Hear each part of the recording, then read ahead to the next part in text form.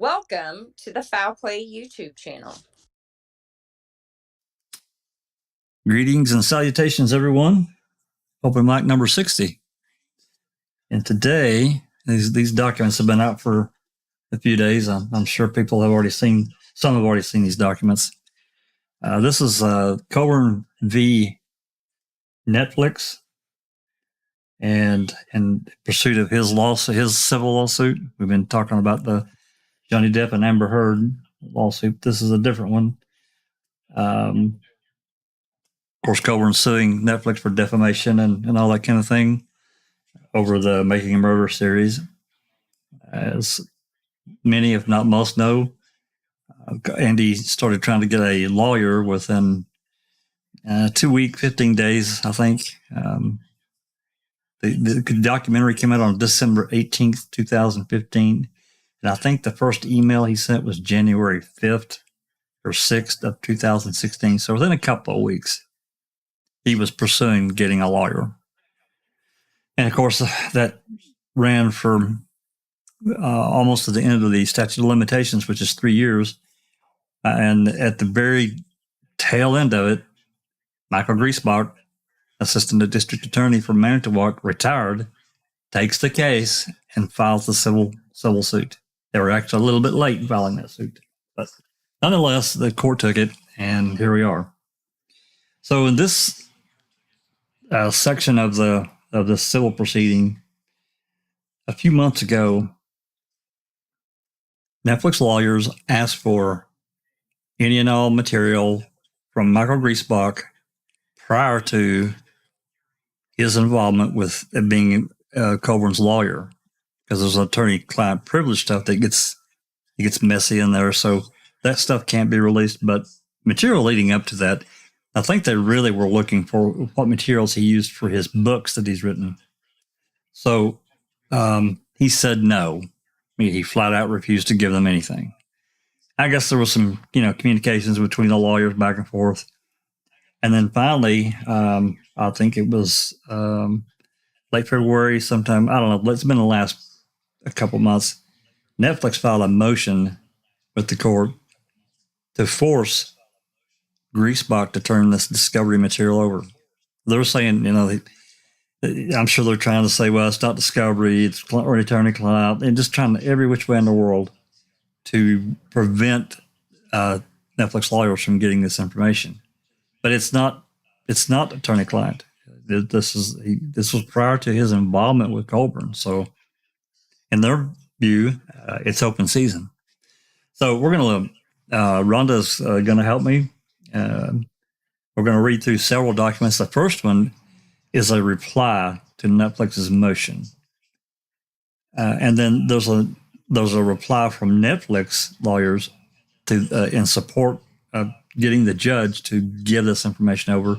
There's also some exhibits with some interesting emails. So anyone that's keeping up with the case that wants to know, some of the dirty little laundry here going on in the background, these emails, they're not like, they kind of are, but it's going to get messy. You'll see. I'll try to explain this better as we go along. But the first thing is to get up here and get this doc. And I apologize for the reading. I know I get it that it's kind of mind numbing and whatnot, but unless we read, we don't have the details, and that's what we're after, is the details. So that said, let me jump over here just a second. I want to thank, we got a bunch of people that showed up. We got, all of our panel, people in the panel here, Alice and Safrakov and Christina, of course, Rhonda. Appreciate everyone coming. I see Sherry out there, Dark Side. Woohoo. Linda, checking convictions. Nanslock, thanks for coming. Levin Malta, Jennifer Manning. Yep. Ronald Cass, thanks for coming. And Ronald Cass had put a message. It was the first one there. Let me see if I can find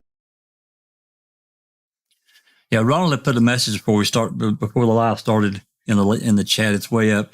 It says, I read a post in a YouTube video that page 78 of Indefensible, that's one of Griesbach's books that he wrote before he took the case. He he has statement by Griesbach that shows his involvement is more than he is claiming to the court. So I haven't read that. I don't have the books. I don't have either one of his books. So maybe we can get that and see. One of our new members, Jason Bennett. Thanks for joining. Appreciate the support. Who else? John Wayne. Watch it now. Fangirl. Yeah, TTM Fangirl. That's my neighbor. High Pros. Yep, really appreciate you all coming. Oh, there's another one. I don't think Catalyst Studio UK. I don't know who that is. Oh, it's Andy. It's Andy B. He's still at work. It's Andy B. Yeah, it's Andy B. Yeah, you know. Andy B and Gloxy, I get lost with those two. I can't keep their names straight. Andy B is actually working on another enhancement of the Barb Dassey interview on November 9th. The Barb Yonda, whatever you name. That original audio that we got is terrible. Is absolutely garbage. Yeah, it is. So many people have tried to clean it up, and there have been major improvements. But he made he made a couple of audio clips of it a few days ago, and it's really good. It's so much better. But now he said he had some other tools he was looking at to even make it even better. So he sent me a clip of it, and it's the best one I've heard so far. So I think he's gonna work on that over the next couple of days, and once he gets that done, we're going to do another open mic, and we're going to dissect this call, because it's going to be much easier for everyone to hear. And I think it'll be much easier for someone that may want to make an actual transcript of the call. Hey, there's little Barb. Hey, little Barb. And Catnip. What do you think about that? Just trying to Catnip's been around. We like that. Oh, it makes me so happy. I know. Miss her so much. I know. All right, let me get this. Coax her out of her little shell a little bit here and there. Get this document pulled up. Okay, I just want to make sure that it's document number. I know you said they're in order, but I've got as many open as I can. So, but I think this one is 9359, the first one. Let's see here. Yep, correct. 9359 is the first one. This is the reply from Netflix lawyers. And what we'll do here, this document here is,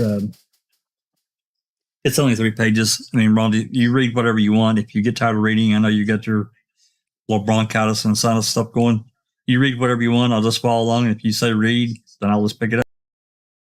Okay. I apologize for my nasally voice. I can't do anything about it, but I've got a cough drop in, so I think I'll be okay for now. Okay, you don't want me to read the title. Well, I'll just read you ready for me to go? You go whenever you're ready. Oh. Let's get her going. Oh, Yep. Okay. All right. Plaintiff's response in opposition to expedited motion filed by Netflix Inc. Plaintiff Andrew Colborn, by and through his undersigned counsel, respectfully submits the following response in opposition to the expedited motion by Netflix Inc. to hold in abeyance consideration for plaintiff's motion in limine concerning attorney Michael Griesbach. 1. A motion in limine is a request for guidance by the court regarding an evidentiary question, which the court may provide at its discretion to aid the parties in formulating trial strategy. Plaintiff is aware of no rule prohibiting early consideration of such motions where appropriate, and Netflix has not cited authority for such a rule.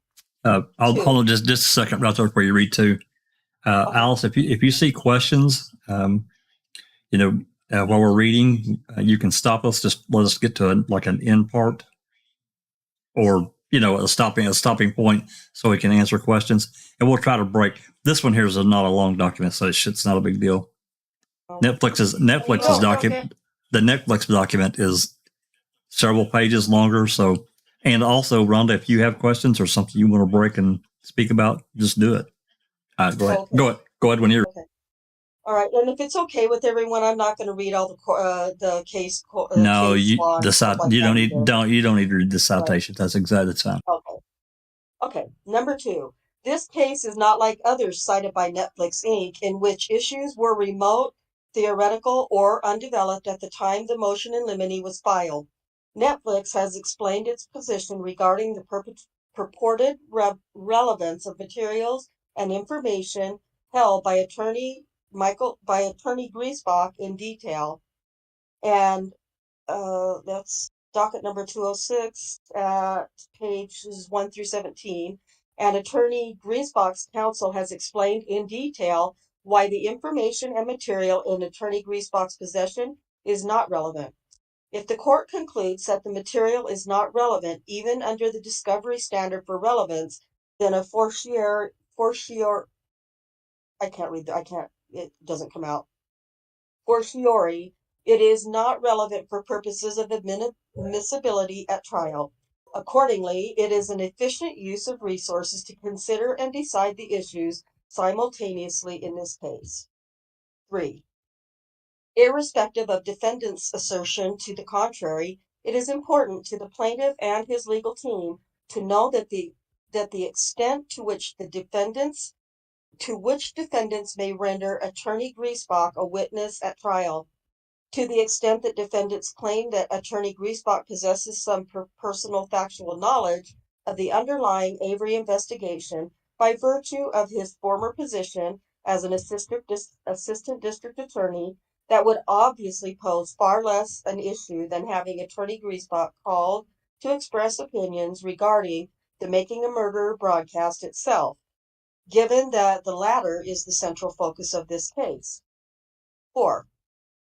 Plaintiff and his counsel also have an obvious interest in avoiding a sideshow that diverts trial preparation resources toward a deep dive into the personal views of a member of plaintiff's legal team, rather than on issues of primary importance to the case.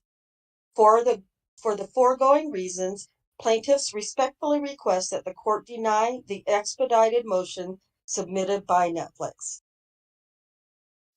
That's very interesting. I bet Stuffercott might have a couple things to say about this one. Stuffercott? Nope. Well, yeah, they're basically trying to say nothing to see here. Griesbach doesn't have any relevance to Making a Murderer. Bullshit. Yeah, that's pretty much about it. And then, they're saying they don't want to make a sideshow of it. Well, then turn this shit over and it won't be a sideshow. Right. Exactly. They're just asking for you to give information that pertains to Griesbach prior to his involvement with Colborn. And we've had this talk before, and, if there were conversations between Griesbach and Andrew Colborn before Griesbach retired, I suspect that probably took place. I can't imagine that he just retired and said, "Hey," called in and said, "Hey, I'll take your case." I can't imagine that happening. We do have some several emails where when Colborn was still employed as an officer at Manitowoc, where he is emailing these various attorneys, trying to get them to take the case. So, as far as I know, we don't have any from him. Yes. I find it interesting that Michael Griesbach has written several books on the subject, and yet he's trying to now pretend he wouldn't have anything to help in the case. Weasel out of. Yeah, I guess since he's not going to make any money, he doesn't want to do any work. Well, yeah, I mean, and I think there could be some things in the emails that could be detrimental from the things that he's said from his personal opinion or whatever towards possible Colborn and various other law enforcement people. I think that's a possibility. And as you'll see when we get into it here in a few minutes, Let me turn this back. Some of the emails you'll see the Manitowoc County Sheriff's Department is involved because of communications of some type that I'm sure we do not have, that they want to keep sealed. Netflix does not. And I think you'll see what I'm talking about, at least to some degree, because I don't think we have all. I think some of it has been blocked from us. We do have some things, but I think other things have been blocked. So, any questions before we move forward? Anybody got any questions in the chat? I see we got somebody new joined us. I can't pronounce that. Fadrax Amorax. I'm probably saying that wrong. I probably butchered your name, and I apologize. Thanks for joining. Alice, any no, we seem to be all right now, Jack, about questions. Okay. Let me just double check. Yeah, we seem to be okay just now. Okay. So, all right, Rhonda, do you want me to read some, or are you good to go? I'm okay. Okay, this is the reply. And this is about the motion for restriction. Hold on a second here. Yeah, this is the motion for restriction about them wanting to restrict or seal documents. I don't know if we want to do this from next one. Give me just a second here. I know we want to read that one. Give me just 1 second.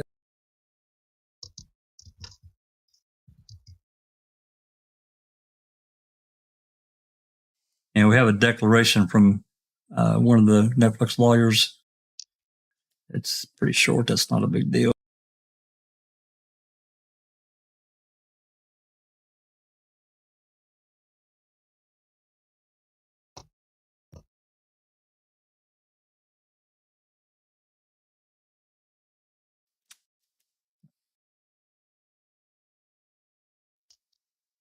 That one.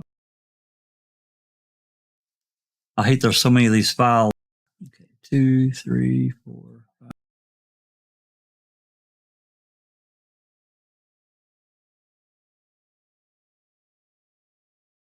I had a chance to rename any of them, so I'm just going by the last 4 numbers in there. Yeah, we're going to be going to document. Yeah, that I had to count down.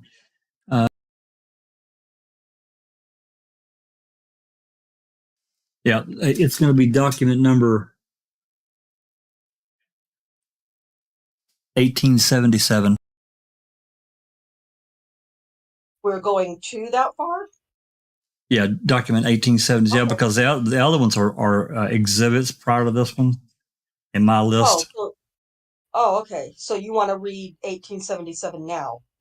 Yeah, I want to go ahead and get the reply in, and then we can look at some of the exhibits. All right, let me get that one up here. Yeah, let me get it up there too. Okay. There we go. This the 16-page one? That's correct. Okay. All right. Okay. Are you ready? Go when you're ready. Okay. Defendant Netflix Incorporated's reply in support of motion to compel production of documents responsive to subpoena to Michael Griesbach. For more than 15 years before he ever became counsel to Mr. Colborn, Michael Griesbach had direct involvement with the events that gave rise to Mr. Colborn's lawsuit. Netflix's subpoena to Mr. Griesbach is proper, and it seeks relevant documents that easily meet the applicable standard for discovery.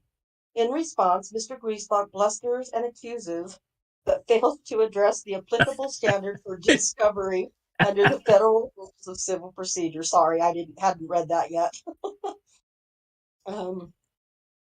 He focuses instead on whether the documents would be admissible at trial and on Wisconsin's advocate witness rule, neither of which govern whether the documents must be produced in the first place. Further, he on the one hand relies on the demonstrably false contention that his books analyze publicly available information while simultaneously acknowledging that he relied admittedly non-public information. Netflix does not seek to, quote, turn Mr. Griesbach into a witness in this matter, end quote. Netflix has not sought to depose Mr. Griesbach or indicated any intention of calling him as a witness at trial. Mr. Griesbach's own direct involvement in the underlying facts over the course of more than 15 years before Mr. Colborn retained him as legal counsel make his documents discoverable. Further, Mr. Griesbach cannot now cloak himself in the protection of Wisconsin's reporter's privilege because he waived any protection in at least two ways. First, Mr. Griesbach failed to assert the privilege in his objections to the subpoena. Second, by becoming plaintiff's legal counsel in this case, Mr. Griesbach abandoned his role as an author and became an advocate, and legal counsel are not protected by the reporter's privilege. Mr. Griesbach's opposition fails to provide any valid basis for failing to cooperate with the subpoena. This court should grant Netflix's motion and order Mr. Griesbach to comply. Argument 1. Mr. Griesbach has not shown the subpoena is unenforceable. As Netflix has shown in its motion to compel, the subpoena is proportional to the needs of this case and seeks relevant, discoverable materials unavailable elsewhere, satisfying federal rules of civil procedure 26 and 45. Accordingly, this court should grant Netflix's motion considering, quote, the totality of the circumstances, weighing the value of the material sought against the burden of providing it, and taking into account society's interest in furthering the truth-seeking function of the particular case before the court, end quote. A. The subpoena meets the relevance standard for discovery. Mr. Griesbach contends that under the federal rules of evidence, quote, the evidence which Netflix seeks is irrelevant, end quote, and therefore none of the materials the subpoena seeks would be admissible at trial. While Netflix disagrees with both contentions, whether the materials requested may ultimately be admissible at trial is not the question. The federal rules could not be clearer in this issue. Quote, information within the scope of discovery need not be admissible in evidence to be discoverable, end quote. Relevance in discovery is broader than relevance at trial. During discovery, a broad range of potentially useful information should be allowed when it pertains to issues raised by the parties' claims. Thus, the only issue for this court to determine is whether the subpoenaed materials meet the broad standard of relevance in discovery, and Netflix has shown that they do. Mr. Griesbach insists that his quote-unquote thoughts about evidence are not quote-unquote evidence themselves, essentially arguing that neither his views on Stephen Avery's guilt or innocence nor his views on allegations that Mr. Colborn planted evidence to ensure Mr. Avery's conviction are relevant. But even assuming that is true, the truth or falsity of Mr. Avery's frame-up theory and the accuracy of Ma'am's portrayal of the theory are just two of many issues in this lawsuit.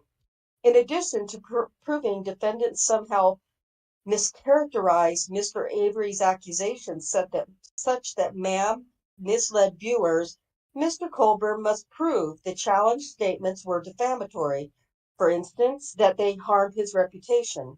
And contrary to Mr. Griesbach's contention, the impression and opinions contained in responsive records are relevant to this issue, as even Mr. Colborn's counsel has admitted.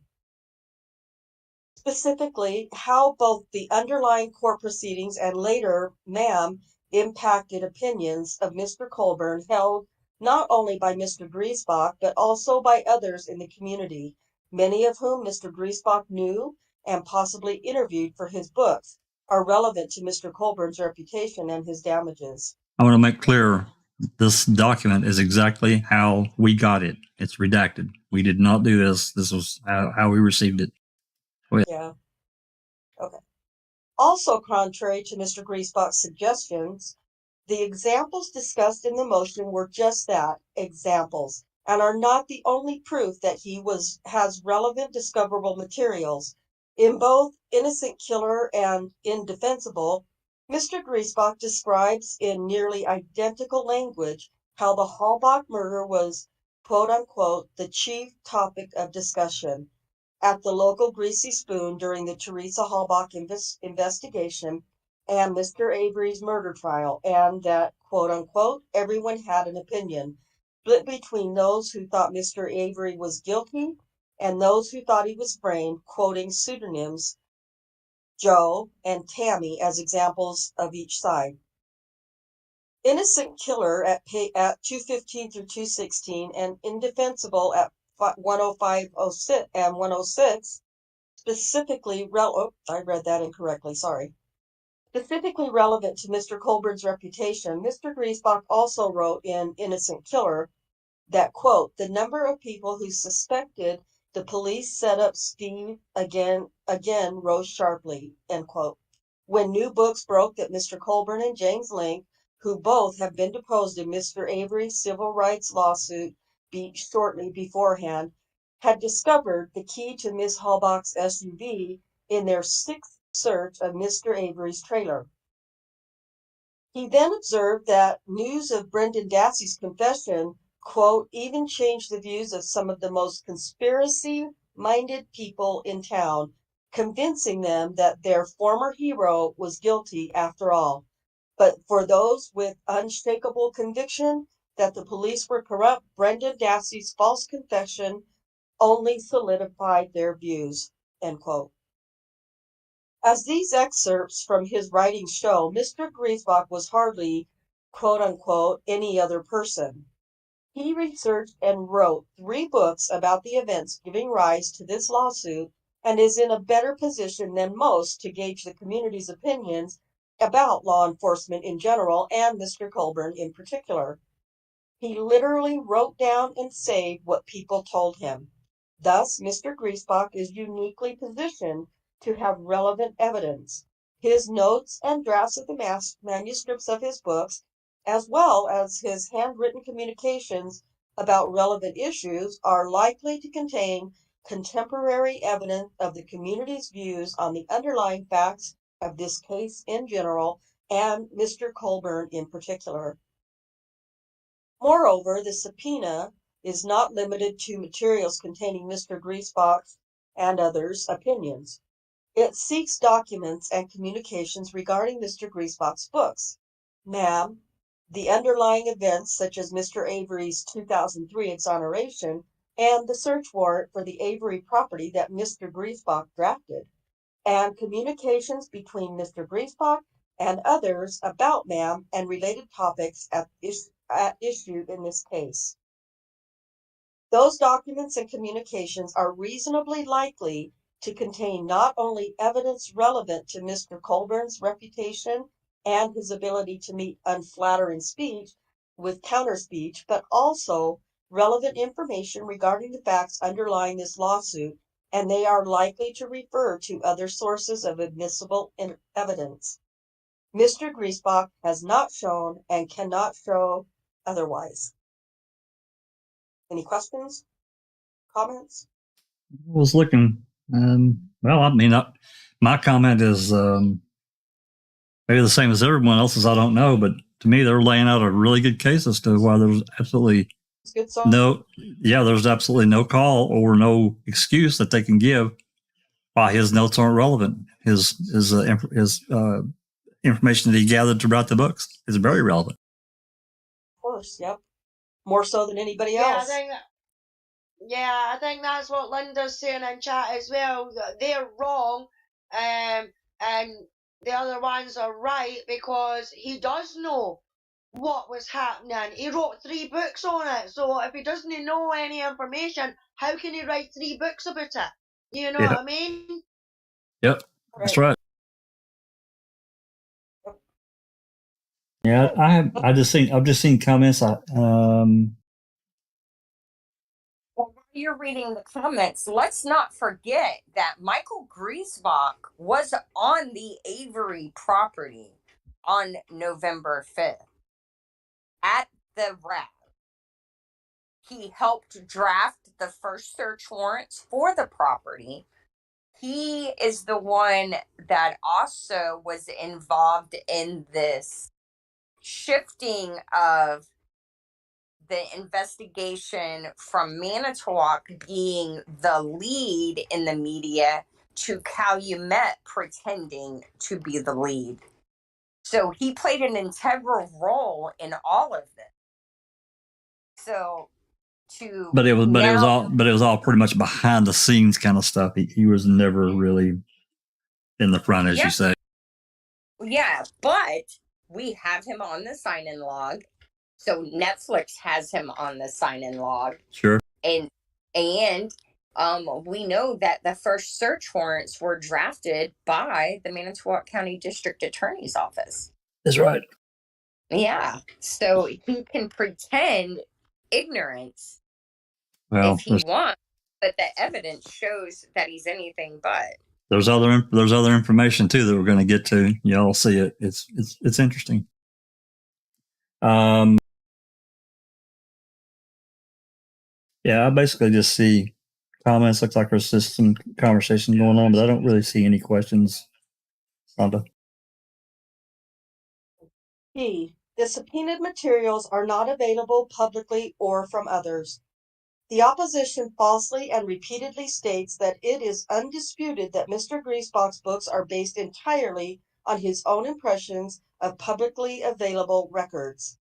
Not only is that assertion very much disputed, it is demonstrably false, and even if it were true, it would not render the materials irrelevant in the discovery context. You can read that footnote if you want. It's entirely your call. Okay. Yeah, I'll read it. I like to read the footnotes. So I'll read the footnote first. As Mr. Griesbach already knows, however, Netflix is not seeking the published versions of Mr. Griesbach's books, as those are already in Netflix's possession. Moreover, had Mr. Griesbach demonstrated any willingness to negotiate the scope of his document production, Netflix may have concluded it did not need him to produce certain publicly available court records. Instead, Mr. Griesbach took a hard line that he would not produce anything, shutting down constructive discussion about how Netflix might narrow its requests. Is that it for the okay? Yep. The opposition repeatedly cites Mr. Griesbach's affidavit as support for the claim that he based his books solely on public information. The affidavit itself says no such thing. Rather, it simply authenticates 6 exhibits, 5 of which are publicly available records, and one of which is a copy of one of Mr. Colborn's interrogatory responses. Thus, Mr. Griesbach does not provide any evidentiary support for the contention his books are entirely his analysis of public information. In his books, as discussed above, Mr. Griesbach wrote in the first person about his conversations with various people who both named and pseudonyms, about key facts and about their attitudes that shaped Mr. Colborn's reputation. Further, in Innocent Killer, Mr. Griesbach recounts in detail his non-public actions and conversations as a Manitowoc County prosecutor regarding both Mr. Avery's exoneration and the latter murder case against him. For example, Mr.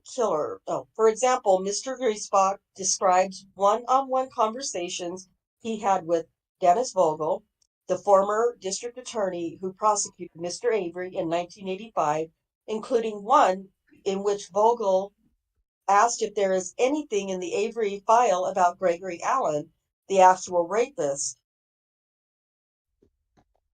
and there was. He also describes that arriving at the Avery salvage yard after the discovery of Teresa Halbach's SUV and, quote, gathering information from detectives for a search warrant, end quote. Mr. Griesbach's false contention that he quote unquote had no special powers allowing him access to material, his only access came from reviewing public materials, is therefore belied by what he published, showing precisely the opposite. Wow. Yep. Mr. Griesbach also, sorry. No, go ahead. Okay. Mr. Griesbach also claims that the evidence Netflix cited to show he likely has relevant responsive materials do not suggest that he has any non-public information to discover. As discussed above, however, there is plenty of evidence, including but not limited to the examples cited in the motion, suggesting that it is highly likely that Mr. Griesbach has responsive, non-public materials. For example, Mr. Griesbach claims that Netflix's citation of an email he forwarded to a Manitowoc County Sheriff's officer does not indicate he has non-public records because that email attached a publicly available radio interview and was obtained via the subpoena to the sheriff's office.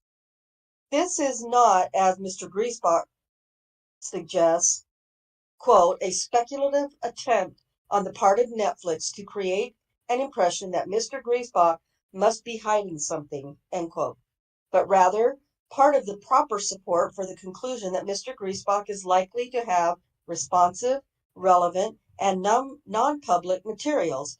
The email shows Mr. Griesbach used his private email address to communicate with others about topics relevant to this litigation and therefore is likely to possess other non-public relevant communications. In this vein, Mr.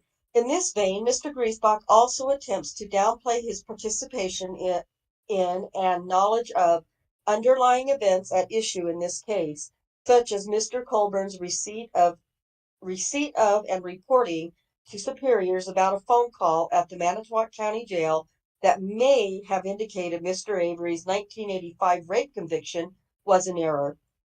Mr. Griesbach acknowledges, as he must, that he was deposed about the call in Mr. Avery's civil rights lawsuit, but points to his testimony that he did not have quote-unquote personal knowledge of what Mr. Colborn did with the report about the call, but that he recounted, quote, impression that that was what people were saying, unquote, about it. While that testimony may constitute hearsay, hearsay is discoverable. What's more, the subpoena seeks documents, not testimony. Documentation of which people were saying that what documentation of which people were saying what to Mr. Griesbach on this topic are relevant in discovery and would likely lead to admissible evidence. And I just lost my place. Okay. Even taking all of Mr. Griesbach's criticisms of Netflix's factual citations as true, those citations still support the conclusion that Mr. Griesbach is likely to have responsive, non-public documents and communications, or at a minimum that he has materials that could lead to information that is relevant and admissible.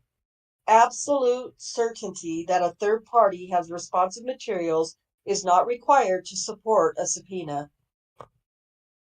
As the Seventh Circuit Court put it, the trouble is when discovery has not been tried, no one can say for sure whether it's going to be futile or not. The expectation that it will be futile is, therefore, not the certainty that justifies cutting off a party's discovery rights without any effort to satisfy them, even in the most essential particulars. Netflix has shown that it is reasonable to believe that Mr. Griesbach has relevant discoverable materials. What's that?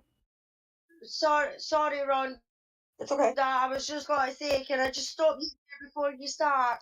Yeah. I've got a few comments in the chat. John Wayne says, his mistake was taking the case as Colborn's attorney. I think the court will compel him to produce these notes. And then Doc's in chat. Morning, Doc. He says, the strong impression I get is that Netflix is making it very difficult for Michael Griesbach in the hope he drops the case. Netflix is turning the tables on him. We have Crockett. Hi, Crockett. He says, simple. How does Greaseback involvement not register as a conflict?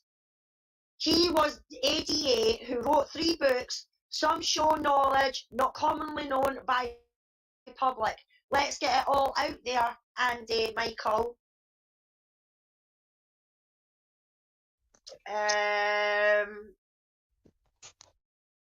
We've got Neverly in chat. And that's us sort of caught up with the comments. So to clarify, Griesbach is no longer Colborn's attorney. I think he's only acting as a consultant, if I'm not mistaken, anymore, right? He's still on the he's in the loop, but yeah, I think you're right. He's kind of a consultant. Yeah. He's an attorney as far as he filed the original paperwork. If there is a settlement, he'll want his percentage. And any documents filed get CC'd to him because he's still, as a matter of record, the attorney on file. But that's where that guy, the guy that I did a little discussion on, I think his name is Paul Meyer. Paul Meyer, who was an attorney who represented Tom Kosurik in the civil suit, is also now in the Griesbach firm representing Andrew Colborn. As that was documents filed in last month, and February, because this is April, right? So they all want a piece of the pie, but they don't want to admit that they've all been involved from the beginning. Yeah, I mean, I think that, I really don't know what happened at the very beginning other than Griesbach taking the case, but I think he realized very quickly that this was far beyond his experience and knowledge to handle. Because, hey, you can say whatever you want about Netflix. These lawyers are fantastic. They know their shit. They're showing Griesbach up anyway. But for him to have even wrote 3 books about it, he's profited off of it. You know what I mean? Absolutely. So he knows information. He knows. For him to be able to write the 3 books, now don't get me wrong, I've not read any of them, so I couldn't say exactly what's in them.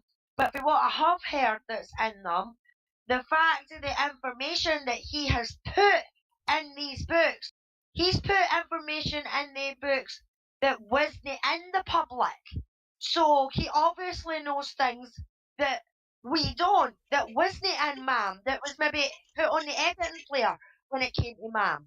Yeah, they mentioned there in this, everything was written on publicly available documents, and that's kind of true, but it's not really fully true because you never know. With some of these agencies, we've had such difficulty in getting open records requests approved. But it's gonna mention. If it doesn't mention here, there are other things we're going to get to. Where I'm going to point out. I'm going to show you these Manitowoc County documents that I'm 99.8% sure we do not have. Communications that were open record requested. So it wasn't readily available. I'm not saying you couldn't get it, but it's not something you just walk down to the library and pick it up. It's not going to happen. So that's really not entirely true. Yeah, and this response is really kind of exposing what I'll call the educational difference between Griesbach and the Netflix lawyers. I mean, I'm reading this. I'm reading this and going, did they talk to Zellner? Did Zellner write some of this? Because they have this response is basically bending Griesbach over and spanking the shit out of him. Absolutely. He's really being made to look like an idiot. There was actually another one, a few of these interactions before. I can't remember, probably around maybe Christmas or somewhere around that time frame. There was another whatever interaction between these, and man, that Netflix lawyer absolutely bent Colborn's lawyers upside down and inside out. Oh my God, it was embarrassing. It was so bad. So yeah. Let Go me ahead. hold real quick. April Barker, who is the woman who's doing most of the writing for Colborn these days, has a Harvard law degree. I think she graduated in the top 5 in her class. But when you look at her pedigree versus I drew a blank, versus the Netflix attorney that's doing most of the writing. It's at the end of this document. I can't remember her name. It'll come to me. But if you compare like what cases they've worked on prior to getting on Colburn's team, Barker had won some PETA, pet rights cases, and something to do with like her accomplishments versus Lita Walker. That's her name. Lita, yeah. Lita Walker's accomplishments are like 2 different ends of the spectrum. Lita Walker has done a lot in Minnesota, and this new young lady, I think her first name is Isabella. Yes, it is. Yeah, she also should be as young as she is. She's got a lot of great cases on her resume. They're just sharp. They're just sharp. I mean, they're just freaking awesome lawyers. And then April Barker, I mean, she's probably my age, maybe a little bit older, late 40s, early 50s, and she's just kind of ho-hummed around. Whereas Lita Walker, I'd say probably is like 38, maybe. And Isabella is maybe 30, 32. And these women just have strong resumes of cases that they've had key parts in winning precedent setting First Amendment free speech lawsuits. Well, another thing about between these lawyers, and it's unfortunate, is the material that they have to work with. And Netflix has got they have just a whole galaxy of things to work with in their favor. On the other hand, Colburn's lawyers don't. They just don't. And then trying to protect this and keeping Griesbach from having to turn over his notes and his material, that's not going to fly. I just can't. I cannot believe the judge is going to rule against this. I can't believe it. Yeah, it's just gonna. I mean, I don't know why the suit hasn't been. I don't know why they haven't tucked their tail, withdrawn the suit, and went back to their igloos. Personally, because this is not going to. I don't see a judge ever ruling against Netflix in a case that's so clearly a wrongful conviction, that so clearly has police and prosecutorial misconduct. And in a civil suit, they have more freedom about the evidence. So all the things we've yet to get on the record in the case, this is an avenue to get onto the record. And that's a good thing for Steve and Avery. Oh, absolutely. I mean, they can take different avenues, and the rules of evidence are different. Pretty much everything that gets submitted becomes public right away. There's not too much of this stuff getting sealed. As you can see, I mean, that one document, they don't want this stuff. The Netflix lawyers want it open, So yeah, the difference in the evidence piece is the killer between a civil and a criminal trial. For civil, it's simply preponderance of the evidence, so it's a much lower standard, and that's what's going to end up really wiping the floor with Colborn. Yeah. Hey, I wanted to say hello to Dr. Silkman and Lady Neverly, and I thought I saw JD in there. Also, we got who did I just see here? I just saw Graham Moss, yeah, Graham Moss, Griesbach. he says Graham Moss and company might pull the wool over the judge and jury, but not Netflix. Yeah, no way. I think, like a lot of civil judges, they really encourage these people to settle the lawsuit, settle it, don't let it go to trial. And I've seen that time and time again. I know people that have looked at these, just not even diving deep. That's what they want. They don't want. They're trying to. Not, no one's going to necessarily walk away happy, but they come to some compromise and move on. And and Dr. Silkman says this case is a watershed moment. If the lawsuit is successful, this will have a massive consequences for streaming services when they take on cases like this. Kratz hates Netflix and ma'am. No doubt. Yeah, it would be a watershed moment. And I just don't see any way possible that they could say that Netflix defamed anyone. I just can't see it. Yeah, if somehow by the strangest planet and star alignment in history occurred that allowed Colborn to win this lawsuit, it would certainly have a very chilling effect on most of the streaming services, because now by this precedent, they would be held liable for any content coming across their service. Yeah. And yeah, it would not be pretty. Now, I don't see that alignment happening, but no. Hey, stranger things have happened. True. I know one thing we'll never see in this case. And I lost my train of thought. Never mind. One thing we'll never see in this case. Think about it.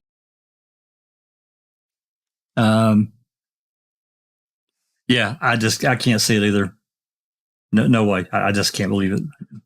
But the thing that the creative editing, I just can't see that defamed him. I think that people see the actions of somebody, an officer that made decisions, and they viewed it as poor decisions, and that's not defaming someone. That's somebody living, that's a cop living his life. People see a decision he made and they don't necessarily agree with it. That's not defaming someone. That's having an opinion over somebody's actions. That's not defaming. I don't know. It's just crazy to me. It was pretty crazy to me that he pursued someone taking this case for so long. I mean, you think about it. If Griesbach hadn't taken the case, it would have been a done deal. There's no way it couldn't have been filed. So, hey, there's T1. Everybody watch it, because he's probably going to talk everyone down. Well, or my opinion, Jack, is that the people that were in MAM, their actions and their attitudes are the only ones to blame for things that have happened to them since MAM has came out. You know what I mean? It wasn't Stephen's fault. It wasn't Brendan's fault. It was all their fault, because they set them up. They looked themselves to be shady, you know what I mean, between the cops, lawyers, and even as far up as the bloody courts. You know what I mean? Yeah. They did it to themselves, not Netflix. Not Laura and Demos and Riccardi. Not them. You know what I mean? They didn't make them look bad. They made themselves look bad. And everybody's got to remember as well, every single one of them, Colborn, Griesbach, Fatty, Sweaty Kratz, the lot of them, all had the opportunity to get on there and give their side and their opinion, and they all declined. If they didn't have anything to hide, then why decline? You would have wanted to be shouting it by the heavens. We got them fair and square. We got them with bloods. We got them with this. We got them with that. You know what I mean? But they didn't. They were the ones that were the chicken shits, because they knew what was going to come out. Or if they didn't, they kind of had a knowledge of what might.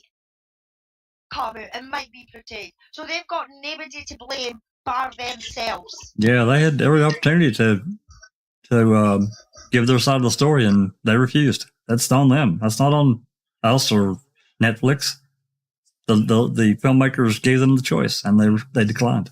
So yeah, and like Dr. Silkman just said, the editing that they keep harping on, it didn't really change anything. Even if we had the full trial on tape, it wasn't going to change how Colborn came across. He came across exactly how he is, a snake. Yeah, and what they showed on Netflix didn't change anything legally anyway.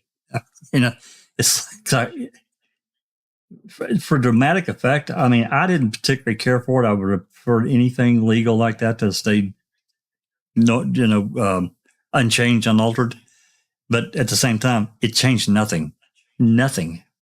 So, also, we have that 14-page letter that Tim Tedious found, written by Bobby Salas to Stephen Avery in January of 2008, and he had never seen Netflix.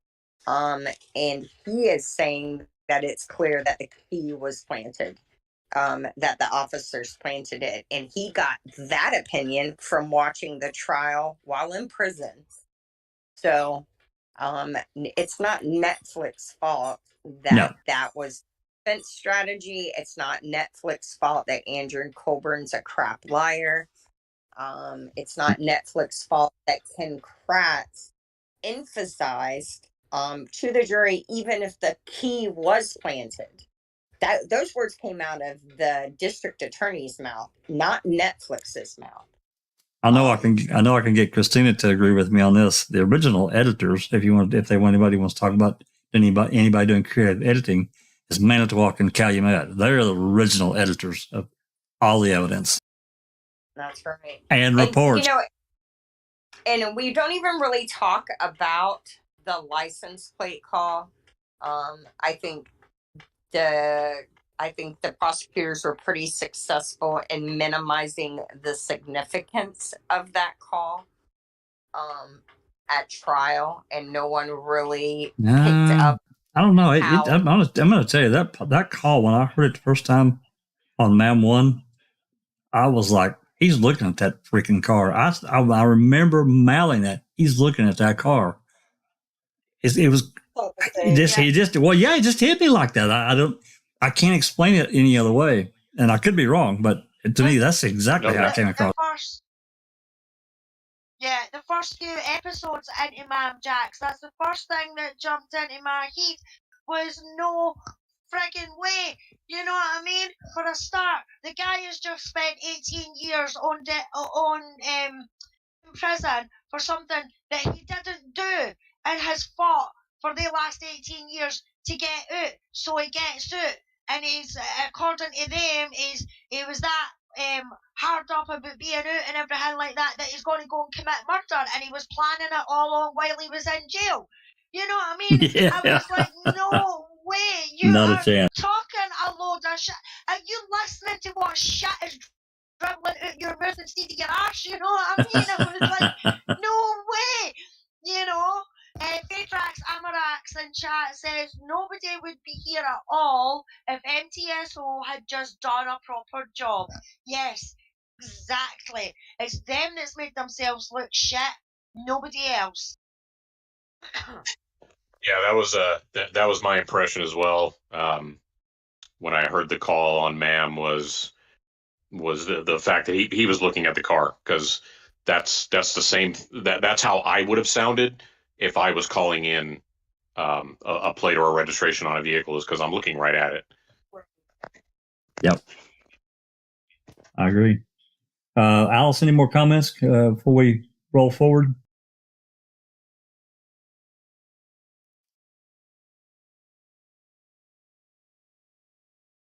Yeah, we have JJ. He says say it again, Alice. JD says Colborn was covered in Vaseline. He could have dropped the key in Stephen Avery's bedroom. Oops, it slipped under my slipper. Funny. Andy B says, surely AC would have said, I need to double check a registration plate for a car we're looking for. Call me daft. No, that's quite a reasonable thing to say. Ronald D. Class says, I think Stephen Avery should fire suit against all prosecution for defamation when he's released. T1 says, when Alice in fucking Chains speaks, I make the children leave the room.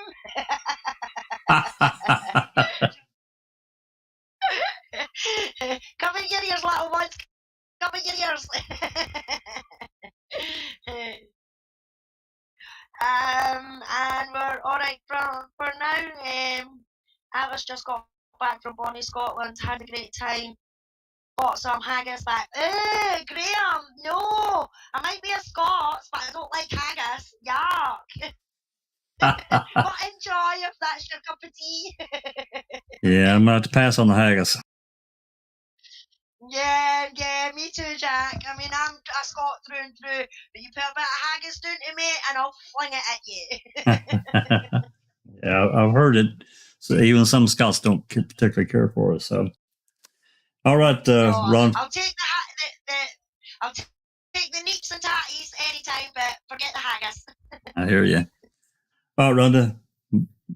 Whenever you're ready. Okay. Netflix has shown that it is reasonable to believe that Mr. Griesbach has relevant, discoverable materials, which is all that is required. Finally, Mr. Griesbach claims that he need not comply with the subpoena because Netflix, quote, has issued document subpoenas to persons who may have more direct knowledge of the information it seeks, end quote. This argument is both irrelevant and incorrect.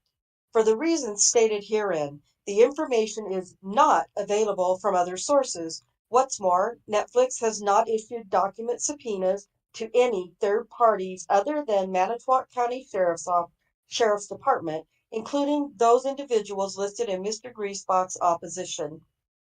And even if, let's see, do we want me to read the footnote or just keep reading? If you, it's up to you. You read it however you. If you want to read the footnote, you let me know, and I'll skip down. Okay, let me just go ahead and read the footnote. Netflix's co-defendants served the subpoenas that Mr. Griesbach references, and in any event, as is clear from the subpoena served on Mr. Griesbach, none of the individuals subpoenaed by Netflix's co-defendants seek the same information as the subpoena at issue. Boom. How do you like me now? There you go. Even if, I said, there you Oh, go. yeah, yep. And even if those witnesses possess some of the same information, the Seventh Circuit has held that it is improper to deny a motion to compel based only on the quote unquote bare representation that the deponent knew nothing about the case and that other deponents knew more. C. Mr. Griesbach has not met his burden to show the subpoena is overly broad and unduly burdensome. Mr. Griesbach acknowledges that, quote, the court must determine whether the burden imposed, unquote, by the subpoena, quote unquote, exceeds the benefit.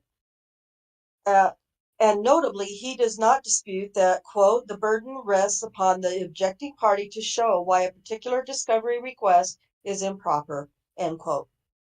Despite this, Mr. Griesbach offers no more than a passing glance at precisely how the subpoena would burden him and does not provide any facts showing that the burden on him to comply with the subpoena would outweigh the benefit to Netflix, the other defendants, and quote unquote, society's interest in furthering the truth-seeking function in the particular case before the court. Instead, the opposition makes only a vague reference to, quote, the burden placed on Mr. Griesbach searching through any documents dating back nearly 20 years, end quote, and argues that the, quote unquote, limited, if any, relevance of the statement in Indefensible that Mr. Colborn had not watched Making a Murderer somehow tips the balance of hardship in Mr. Griesbach's favor. Mr. Griesbach provides neither specific details of the burden he would face nor any sworn testimony regarding any such alleged burden. This falls short of making the necessary showing, which typically requires affidavits or other affirmative evidence supporting a party's assertions of burden. As discussed, As discussed supra, Mr.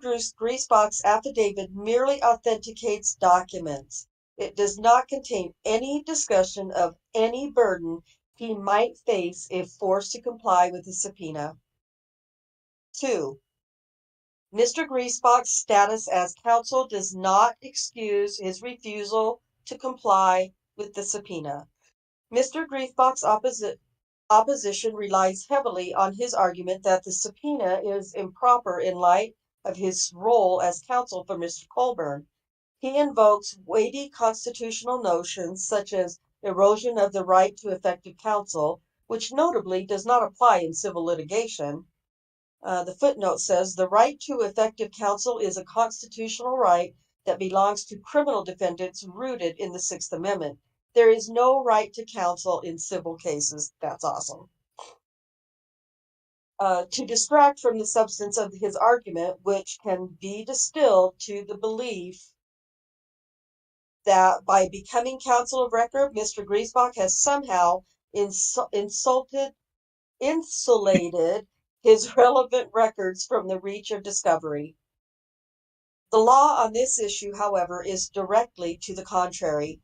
As Netflix demonstrated in its opening brief, and which Mr. Griesbach entirely fails to address, quote, no special privilege or immunity shields a person from discovery simply because he or she is an attorney or even an attorney for a party to the suit, end quote. Where do I put this?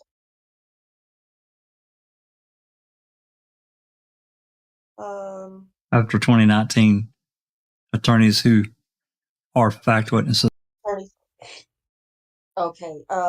Attorneys who are fact witnesses, quote, cannot claim harassment and undue burden when the opposing party seeks discovery from them, end quote. And even a cursory review of the case law to which Mr. Griesbach cites reveals that the authority is entirely inopposite. Rather, the opposition strings together a series of red herrings, including the ethical and legal restrictions on attorneys testifying as witnesses for their clients and case law concerning motions to disqualify opposing counsel. None of this is relevant because Netflix has not subpoenaed Mr. Griesbach for a deposition, listed him as a trial witness, or filed a motion to disqualify him. Netflix has simply served a Rule 45 subpoena on Mr. Griesbach seeking documents and communications in his possession that are relevant to this case and or could lead to the discovery of admissible evidence. Therefore, the law restricting attorneys' ability to trial witnesses in their clients' cases, and that would require recusal or disqualification of attorney witnesses is simply not before this court. The question of whether counsel may be deposed is distinct from the question of whether he should be disqualified from his role as a witness. But even if this law were relevant, attorneys, even attorneys for parties, have no talismanic immunity from discovery. The mere fact that an individual employed by a party has license to practice law does not insulate him from discovery. Mr. Griesbach has, by his own admission, quote, played a significant role in some of the events, end quote, depicted in MAM and at issue in this case. To the extent that producing the relevant non-privileged materials the subpoena seeks might affect his representation of Mr. Colborn, it is a quandary for which Mr. Griesbach is entirely responsible, and it would be fundamentally unfair to resolve that quandary by depriving Netflix of evidence to which it is entitled. Mr. Griesbach took on this representation knowing that he was deeply involved in the Stephen Avery saga. If only, quote, if only I had not been involved in the Avery story myself, perhaps then I could have simply enjoyed the craftsmanship, end quote, of making a murderer. What a load of crap. He cannot avoid his responsibility under the federal rules of civil procedure to comply with the subpoena by taking on representation of Mr. Colborn. Netflix is not advocating for disqualification of Mr. Griesbach, but if a choice must be made between his ongoing representation of Mr. Colborn, who has two other attorneys at different law firms, or his disclosure of discovery evidence, the law is clear that the truth, the evidence, is paramount. 3. Mr. Griesbach long ago waived any protection that may once have been afforded by him by Wisconsin's reporter's privilege. Mr. Griesbach claims for the first time in his opposition that materials responsive to Netflix's subpoena are protected from compelled disclosure by Wisconsin's reporter's privilege. But Mr. Griesbach failed to object to Netflix's subpoena on the basis of this or any privilege. Such an objection at this stage is untimely and therefore waived. This is not all, though. Perhaps even more significantly, Mr. Griesbach also waived any claim to the reporter's privilege he may have had by joining Mr. Colborn's legal team in 2018. Federal Rule of Civil Procedure 45 allows a third party served with a subpoena ducis tecum to serve written objections on the subpoenaing party. Everybody say it together. Subpoenaing. That's a hard word to say. That's a new one. Yeah. Like that talismanic. That was actually pretty awesome. Yeah. Yeah. But the rule also requires that, quote, that a person withholding subpoenaed information under a claim that it is privileged expressly make the claim and describe the nature of the withheld responsive material, end quote. What's more, Seventh Circuit case law is clear. Quote, Rule 45 requires the recipient of a subpoena to raise all objections at once rather than in staggered batches so that discovery does not become a game, end quote. Become a game. Yeah, because you can see how that would happen easy. Oh, yeah. Absolutely. Back and forth. Yeah, that would be ridiculous. Quote, Chartis had the opportunity to raise any specific privilege-based objections in its original objections. As a result, Chartis did not timely raise any privilege objections with the specificity needed to preserve the objections, end quote. Failure to comply with, Here, Mr. Griesbach procedurally waived his ability to seek protection of the reporter's privilege for at least two reasons. First, he failed to object to Netflix subpoena on this basis, omitting mention of any privilege, including the reporter's privilege. Mr. Griesbach has offered no excuse for his failure to raise the privilege in his objections in the first instance. Thus, according to Seventh Circuit case law, the privilege is waived. Second, in neither his objections to Netflix subpoena nor his opposition brief does Mr. Griesbach indicate whether any documents have been withheld pursuant to the privilege, let alone describe the nature of any such documents as was required by Rule 45. This is an independently sufficient basis to find waivers of the reporter's privilege. Because Mr. Griesbach has procedurally waived the privilege, the court need not determine whether the Wisconsin's reporter privilege statute applies to him. But even assuming for the sake of argument that the privilege did apply at one point, it certainly no longer does. Mr. Griesbach substantively waived that protection when he joined this case as counsel of record for Mr. Colborn. Here, Simon v. Northwestern University is instructive. In Simon, defendant served a subpoena on a filmmaker for the production of his unpublished responsive materials related to the production of a documentary that portrayed events in which were the underlying subject matter of the litigation. When he was subpoenaed, however, the filmmaker had already joined the plaintiff's litigation team as counsel of record.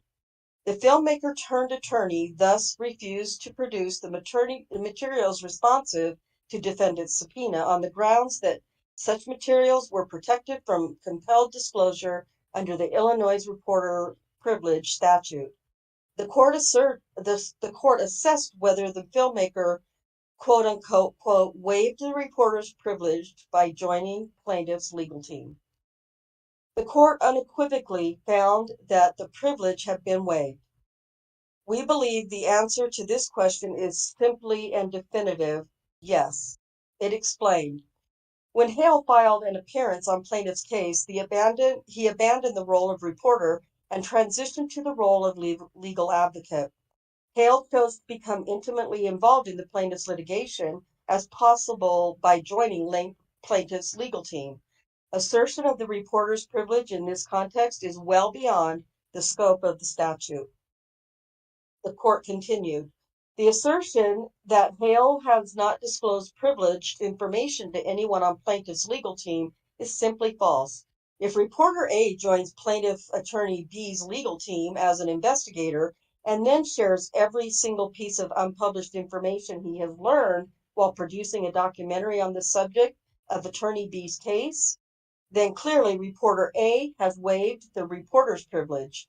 If reporter A could somehow magically transfer that same information to attorney B's head without uttering a word,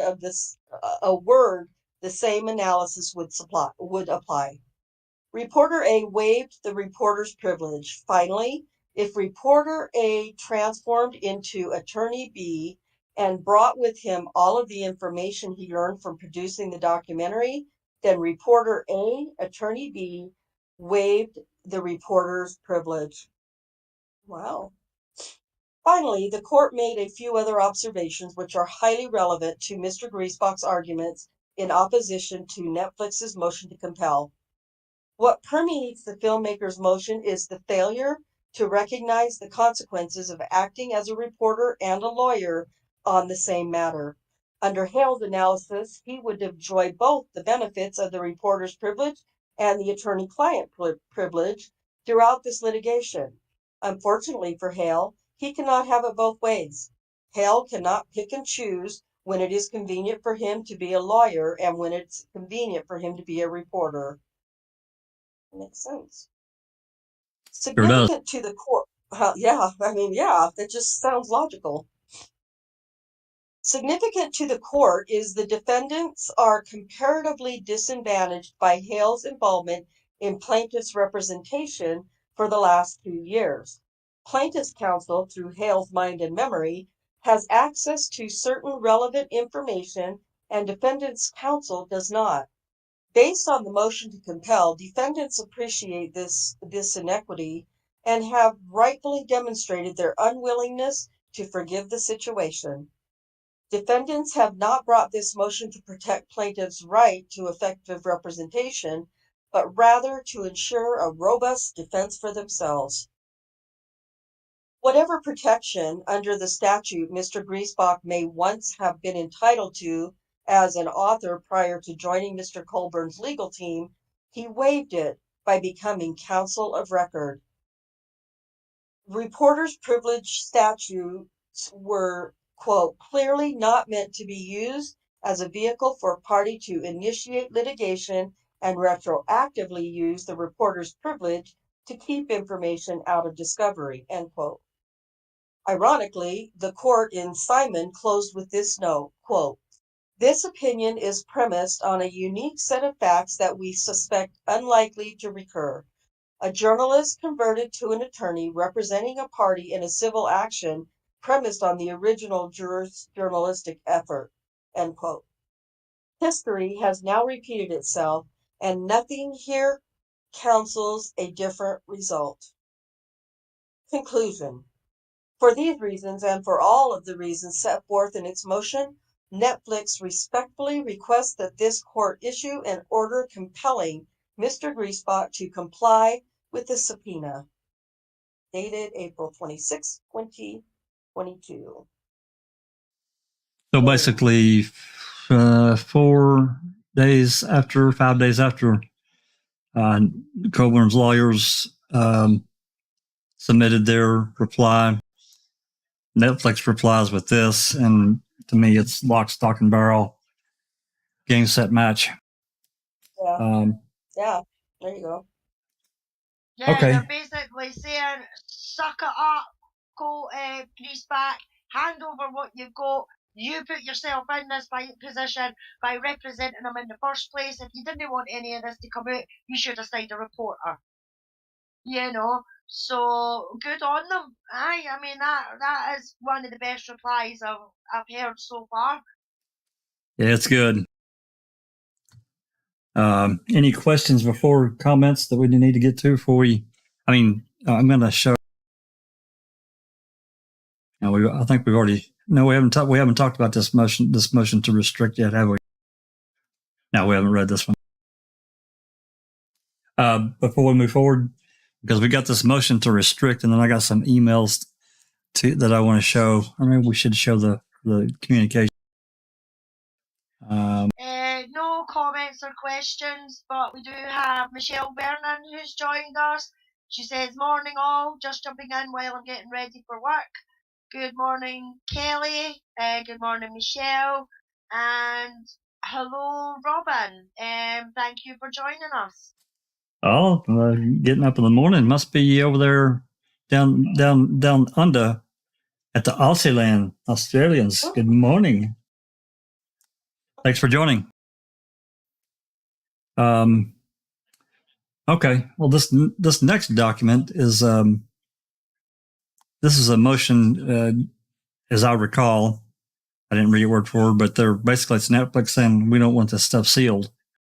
So this next document, Rhonda, I can read some of it, or you can read it. One, it doesn't matter to me. Yeah, it doesn't matter to me.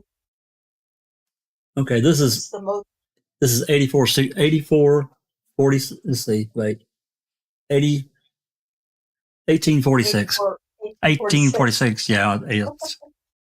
I'm half blind. Am I reading? I can read some. I can read this one, or at least some of it anyway. You're a better reader than I am, but I can read some of it. Well, I don't know about that. Go ahead. Yeah, I do. I know. All right. This is a Defendant Netflix Incorporated Inc.'s motion to restrict. Pursuant to General Local Rule 79D, Defendant Netflix submits this motion to restrict in connection with its reply in support of motion to compel production of documents responsive to subpoena to Michael Griesbach, the reply brief. Although Netflix files this motion in compliance with Rule 79D, for the reasons set forth below, Netflix objects to the restriction of the documents as there exists no basis for sealing these documents from the public access. In support of its position, Netflix states as follows. Number 1, on March 11, 2022, Plaintiff produced documents responsive to defendant's discovery request. In the cover email providing the link to download production, Deborah Bursick on the plaintiff's legal team wrote, quote, at this time, all email messages are designated as attorney's eyes only in the production, end quote. Despite plaintiff's assertion of a blanket attorney's eyes only AEO designation, plaintiff did not stamp any of the documents in the production with a confidentiality designation as required by both the court's August 19, 2021 protective order and the parties agreed upon electronically stored information protocol, ESI, executed on January 31, 2022. Number 2, in an email exchange on March 25, wherein defendants requested to meet and confer with plaintiff's counsel regarding several deficiencies with the plaintiff's discovery productions to date, Netflix expressed concern with the plaintiff's over-designation of emails, the AEO and plaintiff failure to comply with the ESI protocol. Number 3, the parties scheduled a meet and confer at April 6 in advance of which, and on April 4, Netflix provided plaintiff with an agenda for the call and a relevant part including the following subject for discussion. Quote, March 11, Colborn email production. Number 1, on what basis are you asserting that all emails in the March 11 production of Mr. Colborn's emails are designated attorney's eyes only? Number 4, at the parties meet and confer, counsel for the plaintiff agreed to revisit the blanket AEO designation to the March 11 production. Number 5, counsel for Netflix memorialized this in an email summary of the parties meet and confer provided to plaintiff on April 8th, appearing directly under the heading March 11 Colborn email production. Number 6, plaintiff responded to the Netflix summary in an exchange dated April 12th, writing that plaintiff would, quote, identify which emails it was maintaining in confidentiality designations by the end of the week, end quote. Number 7, on April 14, plaintiff produced to defendants a supplemental set of documents responsive to the defendant's discovery request. Plaintiff again failed to stamp any of the documents in the production with a confidentiality designation. Plaintiff's cover email to this production asserted no confidentiality designation for these documents. Number 8, on April 19, Netflix emailed plaintiff's counsel regarding the designation of all emails served on 3/11/22 as AEO, noting plaintiff agreed to review these designations, but I don't believe we received any adjustments. Please let us know when those documents are coming. Number 9, plaintiff's counsel responded on April 22nd, stating that plaintiff was now designated the March 11 production as confidential rather than attorney's eyes only. Plaintiff's counsel did not reference the April 14th production. Number 10, Netflix plans to file with its reply brief 5 emails produced by plaintiff in the April 14th production. These 5 emails reflect various communications between plaintiff's counsel, Michael Griesbach, and the producer of the documentary film Convicting a Murderer. Keep that in mind, Convicting a Murderer, which is being marked as a, quote, counter documentary, end quote, to Making a Murderer regarding this lawsuit, Making a Murderer, and possible press interview. Number 11, as noted above, none of the documents were stamped by plaintiff as, quote, confidential. Out of an abundance of caution, however, counsel for Netflix emailed plaintiff's counsel the 5 exhibits, noting that, quote, it intended to file our reply and the exhibits publicly, end quote, and as a courtesy offered plaintiff's counsel the opportunity to object if you disagree with this course. Undersigned counsel made clear that Netflix does not believe that any of the 5 emails are properly considered confidential and that if Netflix would, if forced to file this motion, quote, make clear to the court that we object to the sealing of the documents and believe that the motion should be denied and all the records should be made publicly available, end quote. I agree. Number 12, Ms. Burke responded that counsel for plaintiff email to all sent on Friday, April 22nd at 3:46 p.m. responding to the counsel for Netflix questions. We have designated all emails in the Colborn email production as confidential. Please do not file them publicly. Wow, kind of late in the day to be suggesting that, April 22nd. That was just last week.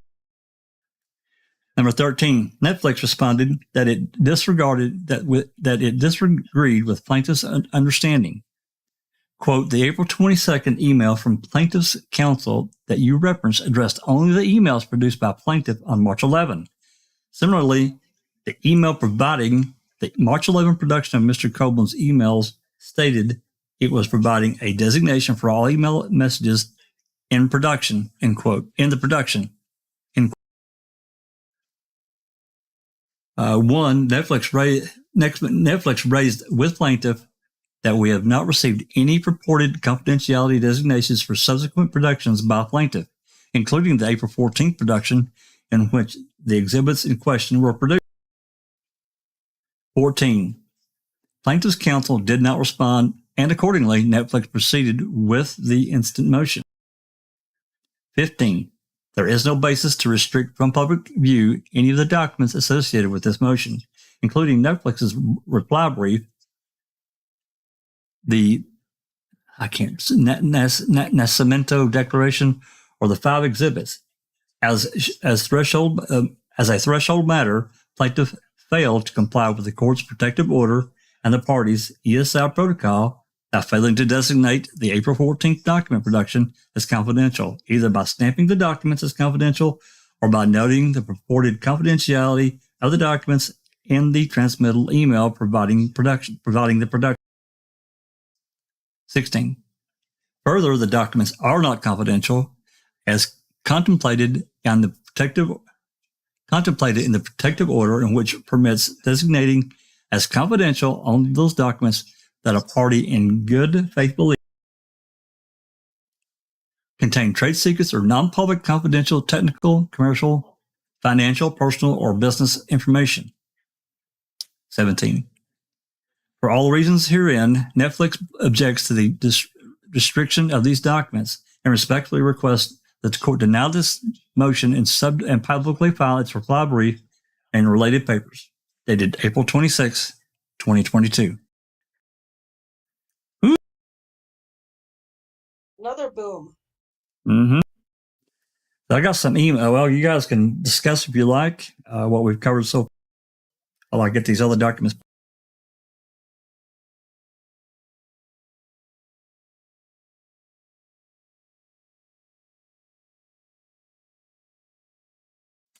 I don't know if y'all can hear me, but yep, we can. Okay, I just find the writing from Barker versus Walker, the contrast is just it's night and day. It really is. I mean, it's like she has facts, so she's just laying them out there, and Barker is forced to use descriptive words to try and sell a continuation of a false investigation in a wrongful conviction.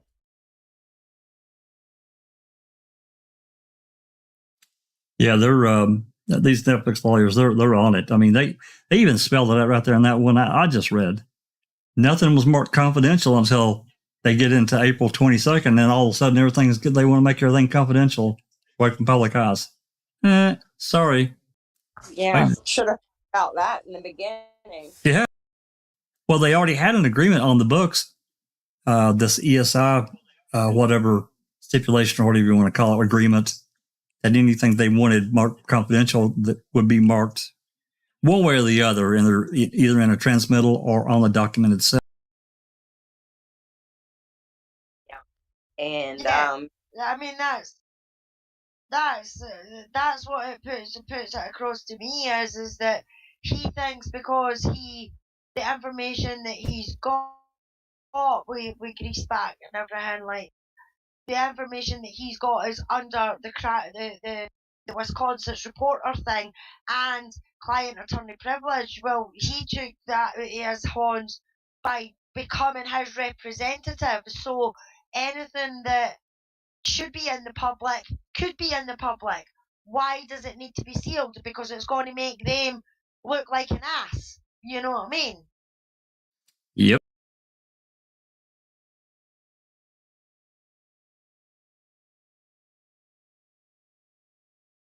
I think they're in trouble. Yeah. I think so. I concur.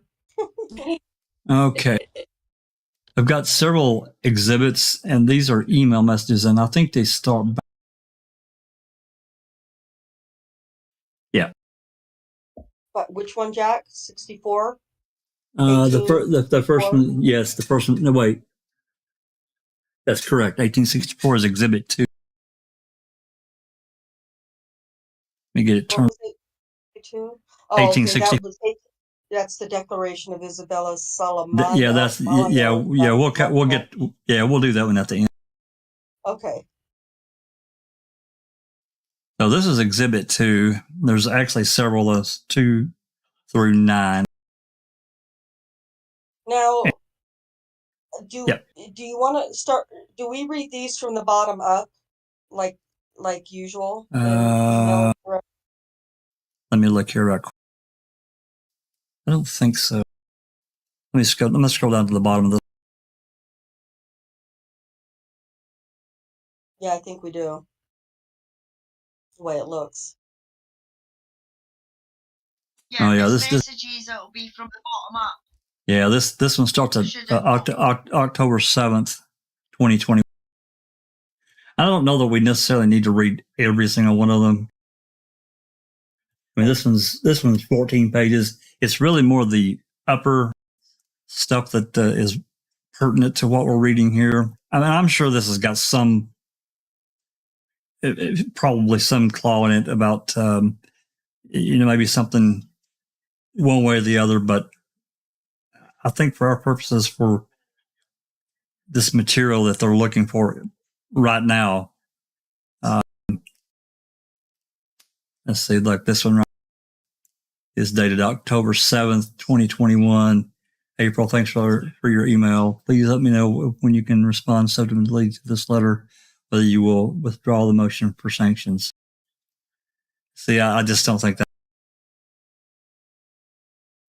I just don't think that none of this applies. I think it's more up. So we can start on this document, but I'm going to get up to a starting point. Okay. You want to just read them back and forth? We can. Yeah, so it goes back to October 7th.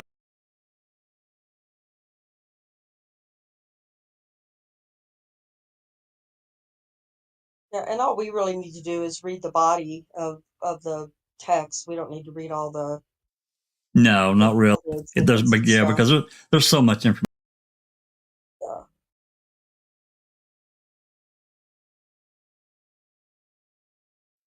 Yeah, this one's dated March 25th. This is from Leetta Walker to Colborn's lawyers.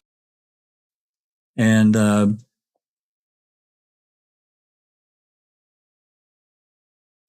let's see if there's a reply here. Yeah, we don't need to read every bit of it. It's going to get really messy. Why don't you read part of this one here? Because where I'm going to put all these documents available so everybody can read them at their leisure when they get time, instead of us sitting here and reading everything. Actually, if I haven't done so, I'm going to drop it into the live chat now. I've got a link with everything ready to go. And while you're reading this document right here, starting at the top where it says Dear Georgia Nation, this is dated March 25th, 2022. Okay. Okay, just before you start that, Paul Ward in chat says, is Michael Griesbach doing this for his benefit and taking Andy along on the ride, or do we think it's for Andy, or both?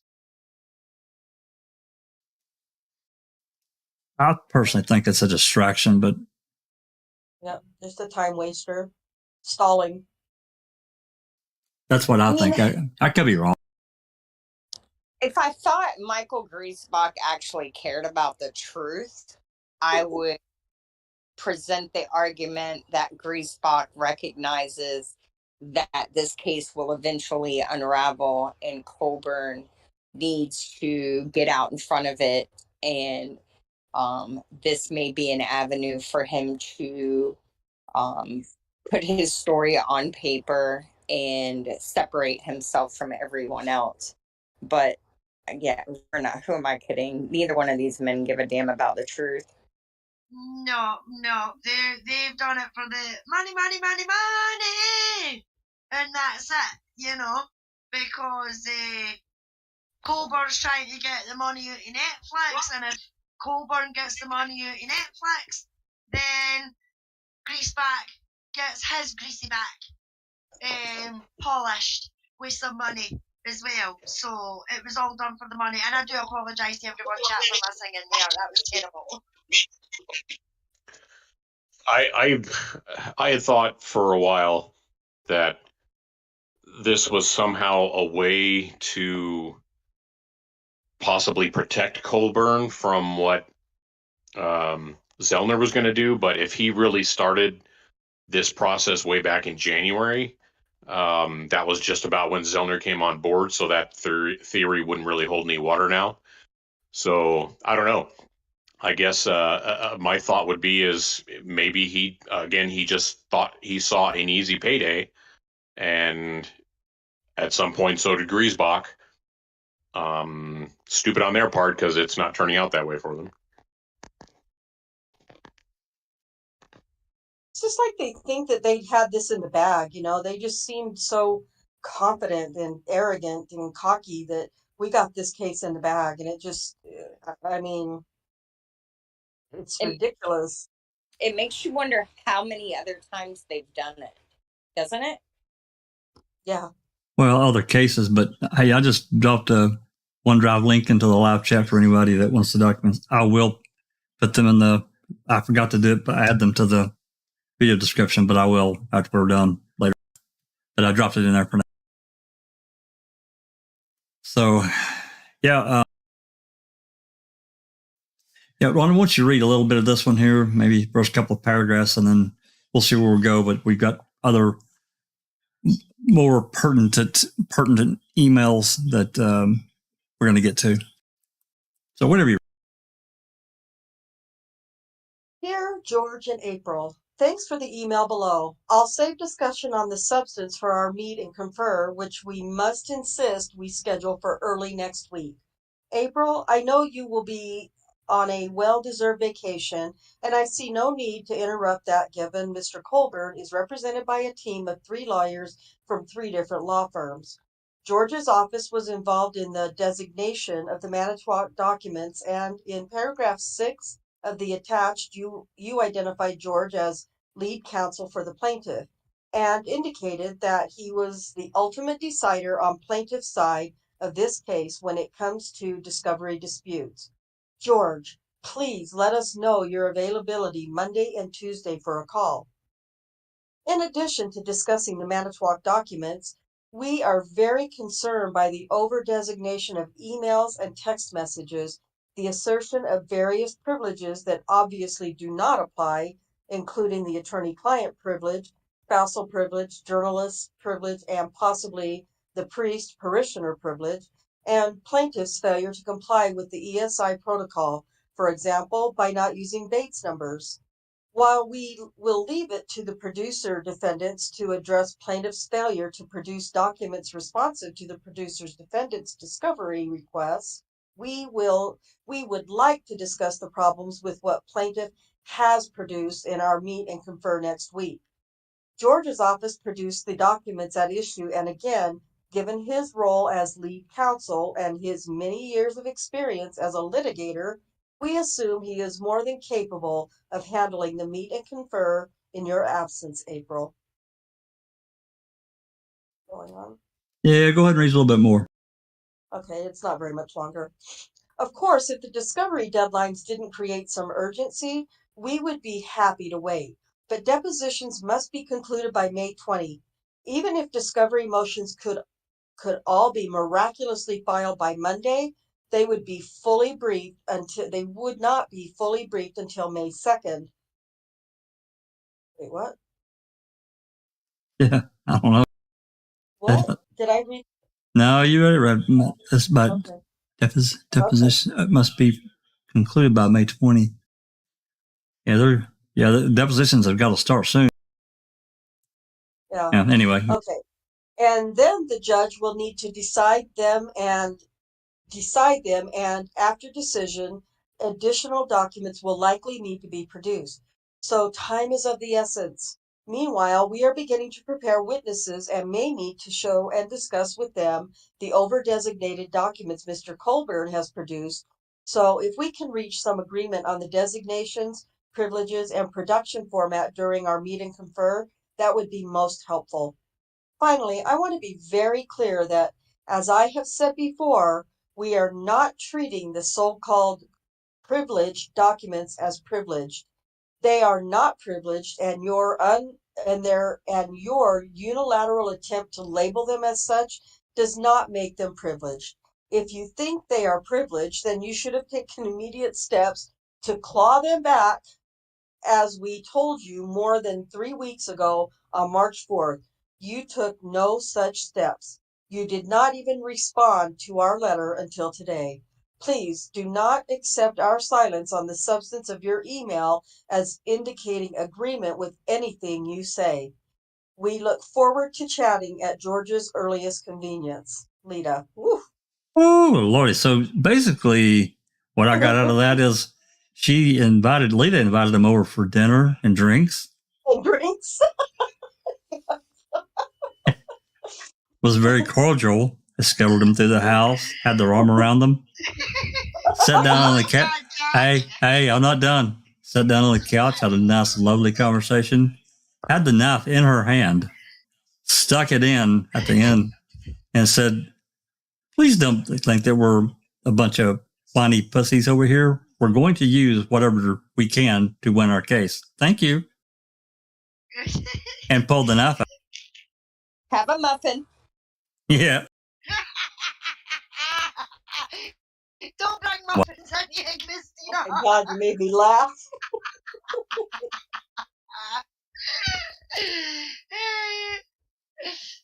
Yeah, it's just, I mean, that's just, they've obviously nobody, Rhonda, stop it. If you think they're privileged, then you should have taken immediate steps to claw them back, as we have told you more than 3 weeks ago. You took no such steps. Yeah. Oh my God! And She said, the thing at the beginning, and you need on this case.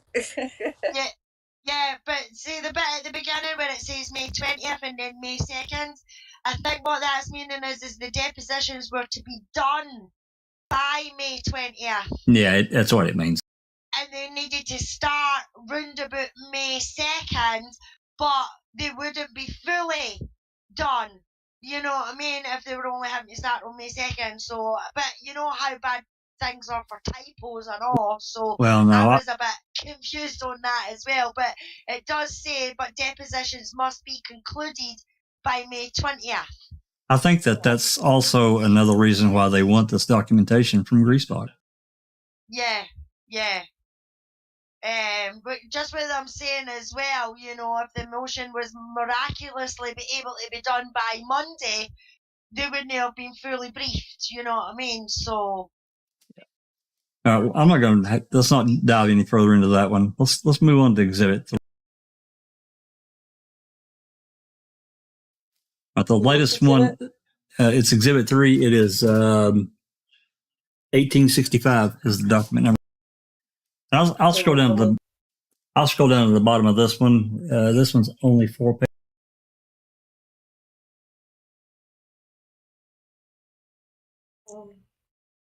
That looks a little more readable. Yeah, it is.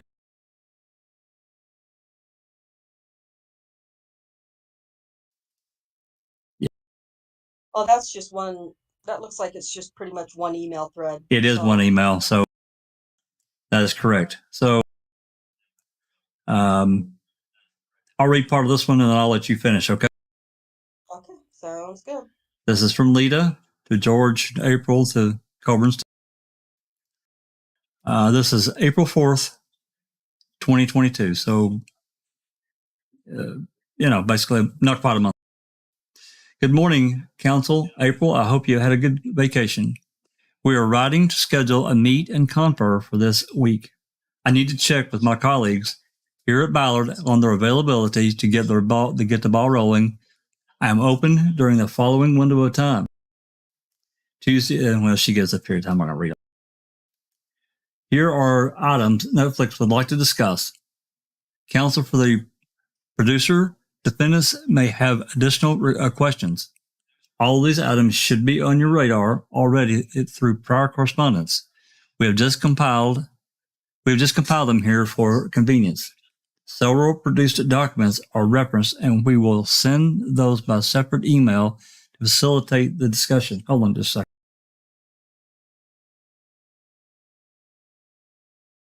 Oh, sorry about that. Here we go. Manitowoc County Court document. Number one, we're using the Manitowoc County court, documents produced by your team on February 9, 2022, and we have disregarded the subsequent set of documents produced by your team on February 28, 2020. Number two, do you agree that the parties will use Mr. Colborn's personal file as bait stamped on Netflix at, and it gives the number there. If so, Netflix will supply the confidential designation to these documents as you requested and produce the records to all parties in accordance with the ESI protocol. Number three, do you agree to produce the deduped, I do not know what that means, deduped Manitowoc County documents as we requested by email correspondence on February 17, 2020. Number four, with regard to your claim that some of these documents may be privileged, some of the Manitowoc County documents for which you claim privilege were also produced in whole or in part by Netflix, as indicated by the quote unquote FOIA Bates label. Will you they got that wrong. Will you withdraw your claim of privilege as to those documents? For example, and it gives these communications here, which these are the ones I was talking about earlier. I'm feel positive we do not. A, B, and C. And I think it's probably going to be worth an open records request or 10. Number five, do you agree to withdraw any claim of attorney-client privilege with respect to any communications that Mr. Colborn forwarded in whole or in part to a third party, Brenda Schuler, for example? Now, I explained this to in Sapercop. I'll think that he had a hard day at work and he forgot who Brenda was. Now, Brenda is a producer on the the convicting documentary. And I'll tell this story. I'll pause right here and tell this story quickly. Brenda got involved. She's, she got involved in this whole case, from, well, anyway, I'm not going to go into all that. Regardless, she got involved with making a murderer probably no later than I did. And I've been involved with it since 3 days after the documentary aired. And, she's like, she's an open records requester and so on and so forth. Well, anyway, moving forward, as everyone knows, John Farrak wrote the book Breaking Crew, and he pretty much roasted Andrew Colborn. And there was also some newspaper articles for the Post-Crescent when Farrak was there, and he roasted them pretty good there too. Anyway, in response to that, Brenda wrote Farrak a pretty scathing letter, and that became well known within the Manitowoc County Police Department. This nothing that I'm telling anyone here is a secret. You may not have known it, but it's not a secret. I've known it for a long time. I'm not sure how long, Christina. You knew all this, right? Yes, Christina? I knew it all. I thought you did. Many of us knew all of this information, and it is what it is. So now she's involved, and we're going to go a step further here. I'll read through. Actually, I'm probably just going to let Rhonda take over at number 6 here, but as you'll see here, she's involved. So you can see these communications that of these open records requests, communications with Patrick Dunphy. I don't know who that is. Mr. Colborn's communications with Matthew Fisher. Fisher might be a corporate lawyer for Manitowoc or corporate counsel or county executive or something. I'm not really sure. Fisher is a county executive. Yeah, that's what I thought. Eagle Hour. He's on the board. I'm not sure. But do you know this Dunphy? Not off the top of my head. That might be one of the lawyers that he was contacting through Manitowoc County when he was still an officer. I don't know that for sure, though. But we'll try to run that down at some point. So, Ron, do you want to start at number 6 there? Yeah, are we there right now? Yep, whenever you're ready. Oh, okay. Right. Number 6, will you agree to revisit your confidential AEO designations on these documents and remove all AEO designations? Will you also review all confidentiality designations unless the document could be properly withheld under the Open Records Law? Additional privilege designations. Number 1, do you agree to withdraw your assertion of a third-party journalist privilege with respect to any documents and communications withheld or redacted on this basis, and to produce all such records in full to defendants? For example, in your production of Mr. Colborn's text messages, you withheld in full text message let me start that again.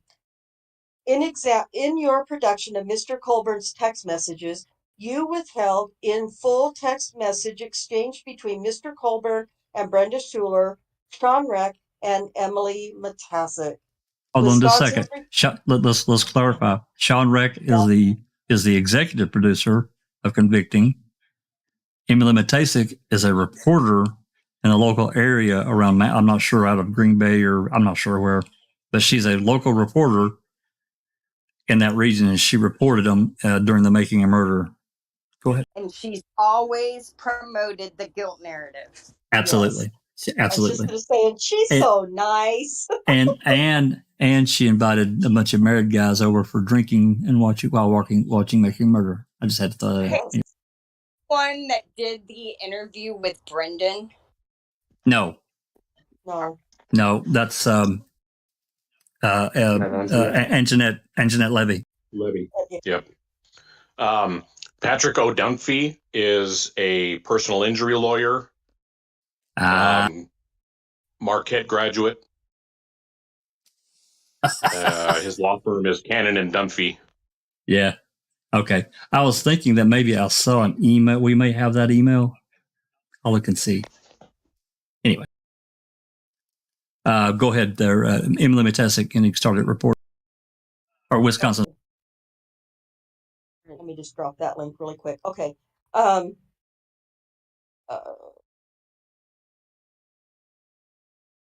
Wisconsin's reporter's privilege does not apply to non-journalists such as Mr. Colborn. Further, he has put these emails in issue in his response to Chrome Interrogatory number 10, stating he, quote unquote, disclosed how ma'am has caused me damage to the producers of an upcoming documentary. Oh, poor Andy. Do you agree? Number 2, do you agree to waive any assertion of quote unquote priest parishioner privilege with respect to Pastor Tom Pankow, whom you have identified as a damages witness for Mr. Colborn? Number 3, do you agree to waive any assertion of quote unquote spousal privilege with respect to all documents and communications withheld or redacted on this basis between Mr. Colborn and Barb Colborn, as Mr. Colborn has identified the dissolution of his marriage as an alleged damage and has also identified Ms. Colborn as a damages witness? Oh, poor Colby. He's just got it rough. Yep. February 28th and March 3rd, Colborn text message production. Number 1, the text messages were not produced in accordance with the parties' ESI protocol, including because they lack Bates labeling. Please reproduce the productions with each text entry Bates labeled. Number 2, the text message productions are also deficient in that they were not produced with metadata or as members of families. In addition, there are at least 32 text messages where the body field is blank. and there is an indication that there was an attachment. We do not want you to reproduce the entire production, but are you willing, upon our identification of specific text messages, including those we intend to use in any briefing to the court and or in any hearing or trial proceeding, to promptly produce those specific messages in accordance with the ESI protocol? March 11th, Colborn email production. Number 1. On what basis are you asserting that all emails in the March 11th production of Mr. Colborn's emails are designated attorney's eyes only?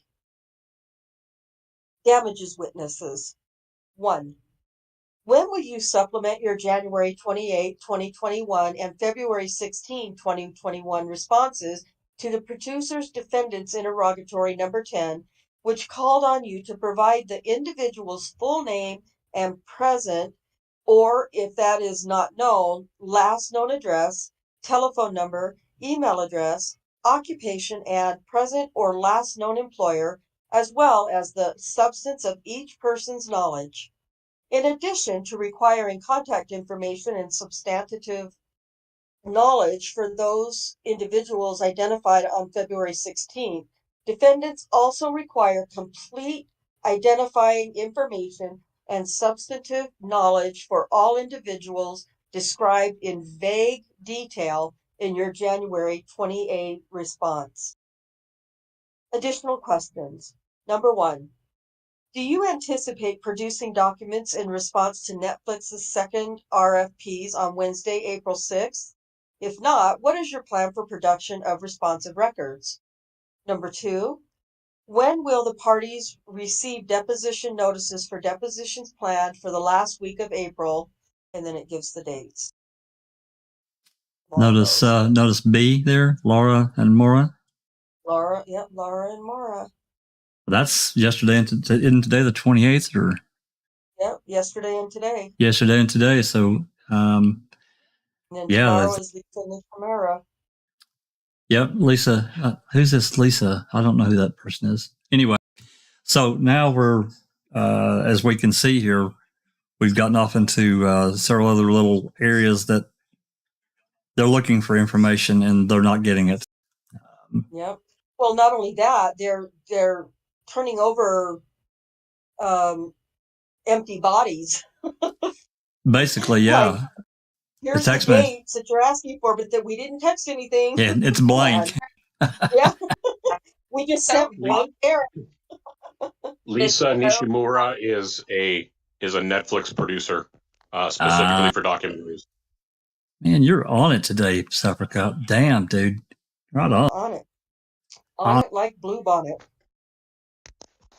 Okay, so this is Exhibit 4. And this is another email exchange. Oh, before I go too far here, Alice, any questions, comments we need to address before we move on? I didn't do that the last time, and I apologize.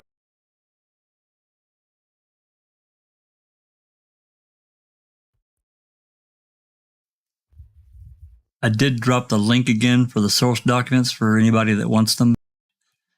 And to add to that, I need to send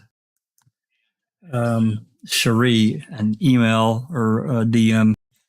There was a hearing, and some of these hearings, we've been fortunate. I've been able to get 3 between what Cherie sent me and what Frank has sent me. That's Nicole's lawyer, because he has access to certain things too. But I've been able to get 3 of the hearings, but there was a hearing that was just held, I know recently, and I'd like to get that audio if possible and get that posted in the playlist somewhere for anyone that wants to listen to it.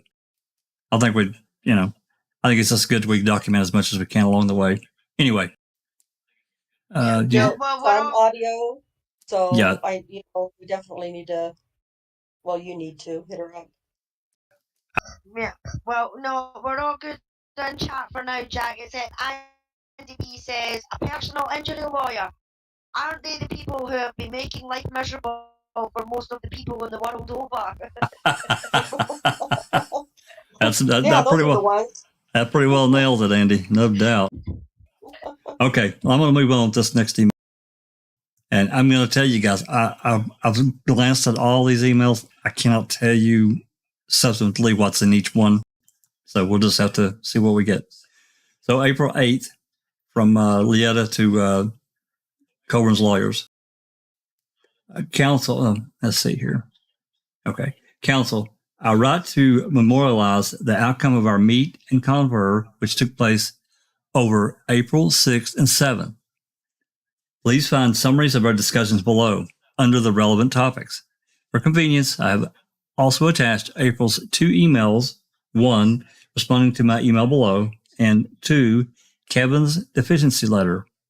I have not attempted to summarize the discussion of topics Kevin raised during our meet and confer.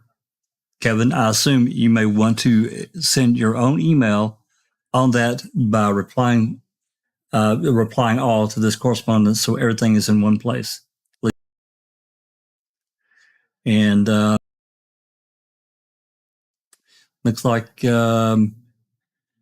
this is the same document that we just read. So there's actually no need, I don't think, going any further. This is Yeah, but they made notations.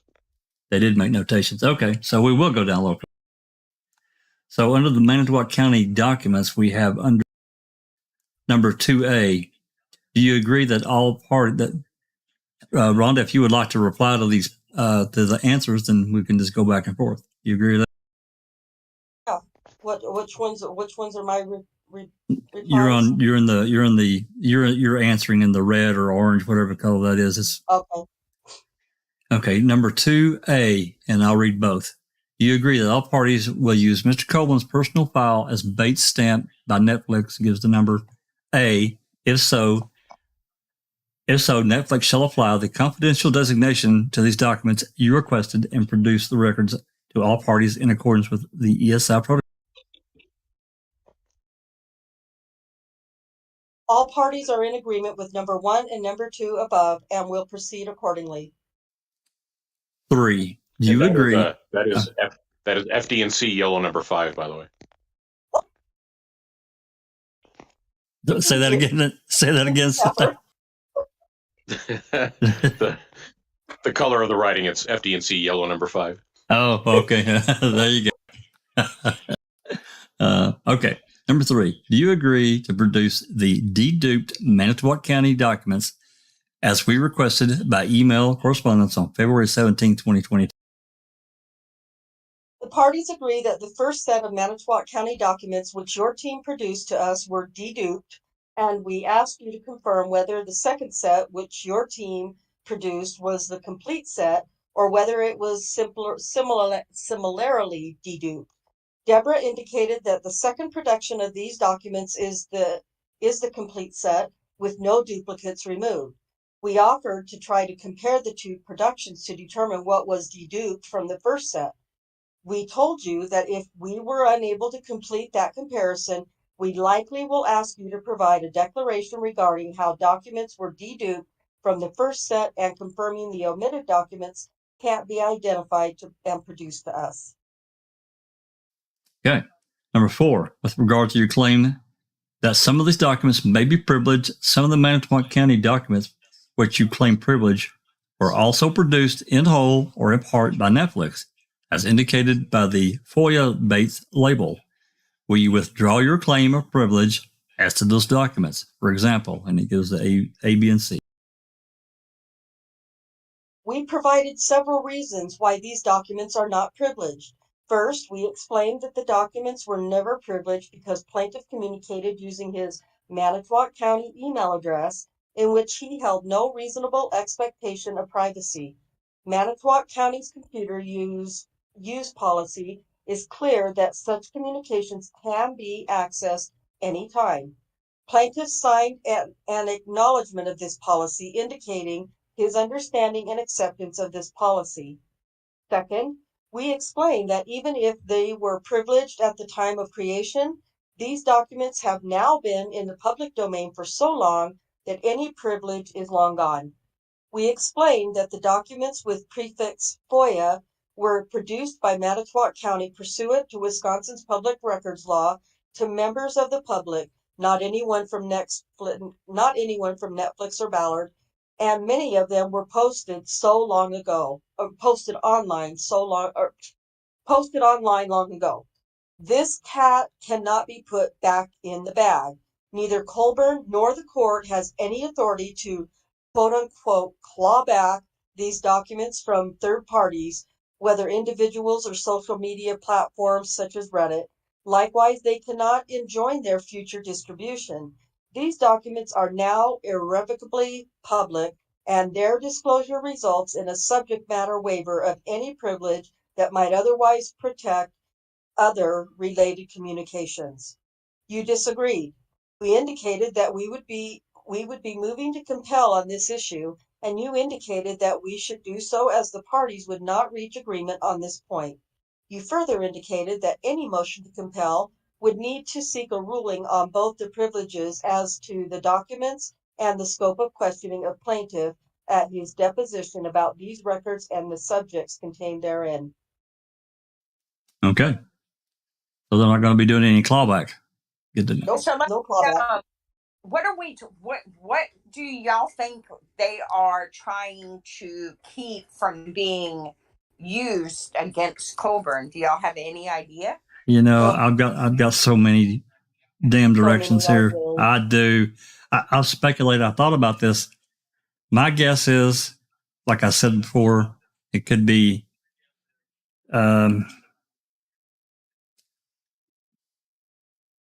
it's almost like there's some kind of communication in these Manitowoc County emails that Colborn may have sent to various lawyers, which they think contains some kind of information that could be damaging to his case. I don't know. That's just a guess. I really don't know. What do you think? I don't know. I think it's funny that Reddit's reared its ugly head again. Hey, we're not ugly. We are sometimes. No. I mean, it's been ugly to Tim Tedious the last couple of days, but well, it's been ugly to us too. We're on secondary accounts thanks to Reddit guilters, who intentionally try and get people banned who speak the truth. I just want to share, I didn't know what the word dedupe means, and it's not what I thought. So, according to the internet, dedupe is to remove duplicate entries from a list or database. Yeah. When I deduped my MP3 database, it shrank by more than half. So what they are claiming is that their deduping is only removing multiple entries of the same thing. Yeah. But I think that Lita Walker is taking the position that you're going to swear to that because we think that it is more likely that you are omitting entries that are not favorable to your client's position. Yeah, it's kind of like it's kind of like an Outlook email. I mean, I don't know how many people use Outlook. I use it and Gmail, but Outlook, like we've seen in this instance here, we went from one exhibit to another. It's basically the same message. It's been duplicated with more added to it. So that's what you're saying, and I get that, and I think you're right. She's probably saying, "Hey, you're going to swear that there's nothing." Everything here is an exact duplicate, or otherwise we got a problem. Yeah, well, I think she may have evidence that they're not being forthcoming, and she's going to make them put pen to paper saying they didn't intentionally leave things out, right? And then she's going to at them with the things they left out, right? So, yeah, because they're playing. Which, if you recall, was exactly what happened in the 85 case in depositions, and that's how some of those documents came out that they nailed Rohrer with. Yep, that's right. Well, Jason, our new member, Jason Bennett, is in chat. He says it also removes items that are similar, sometimes altered. That's right. That's exactly right, Jason. Now, the other thing they point out is, again, comes back to why I love Colborn so much. He sent all of these emails or all of this correspondence through his Manitowoc County email. And as anybody knows, when you work for a corporation or you work for a company, anything you send on that company program is discoverable, and it's not private, it's not personal. You're screwed. You sent it there, it's now open for discovery. That's exactly right. And we're going to get to that. You may. Yeah. Well, I'll just admit right now that when you were saying you do, I was giggling to myself because I just thought of do.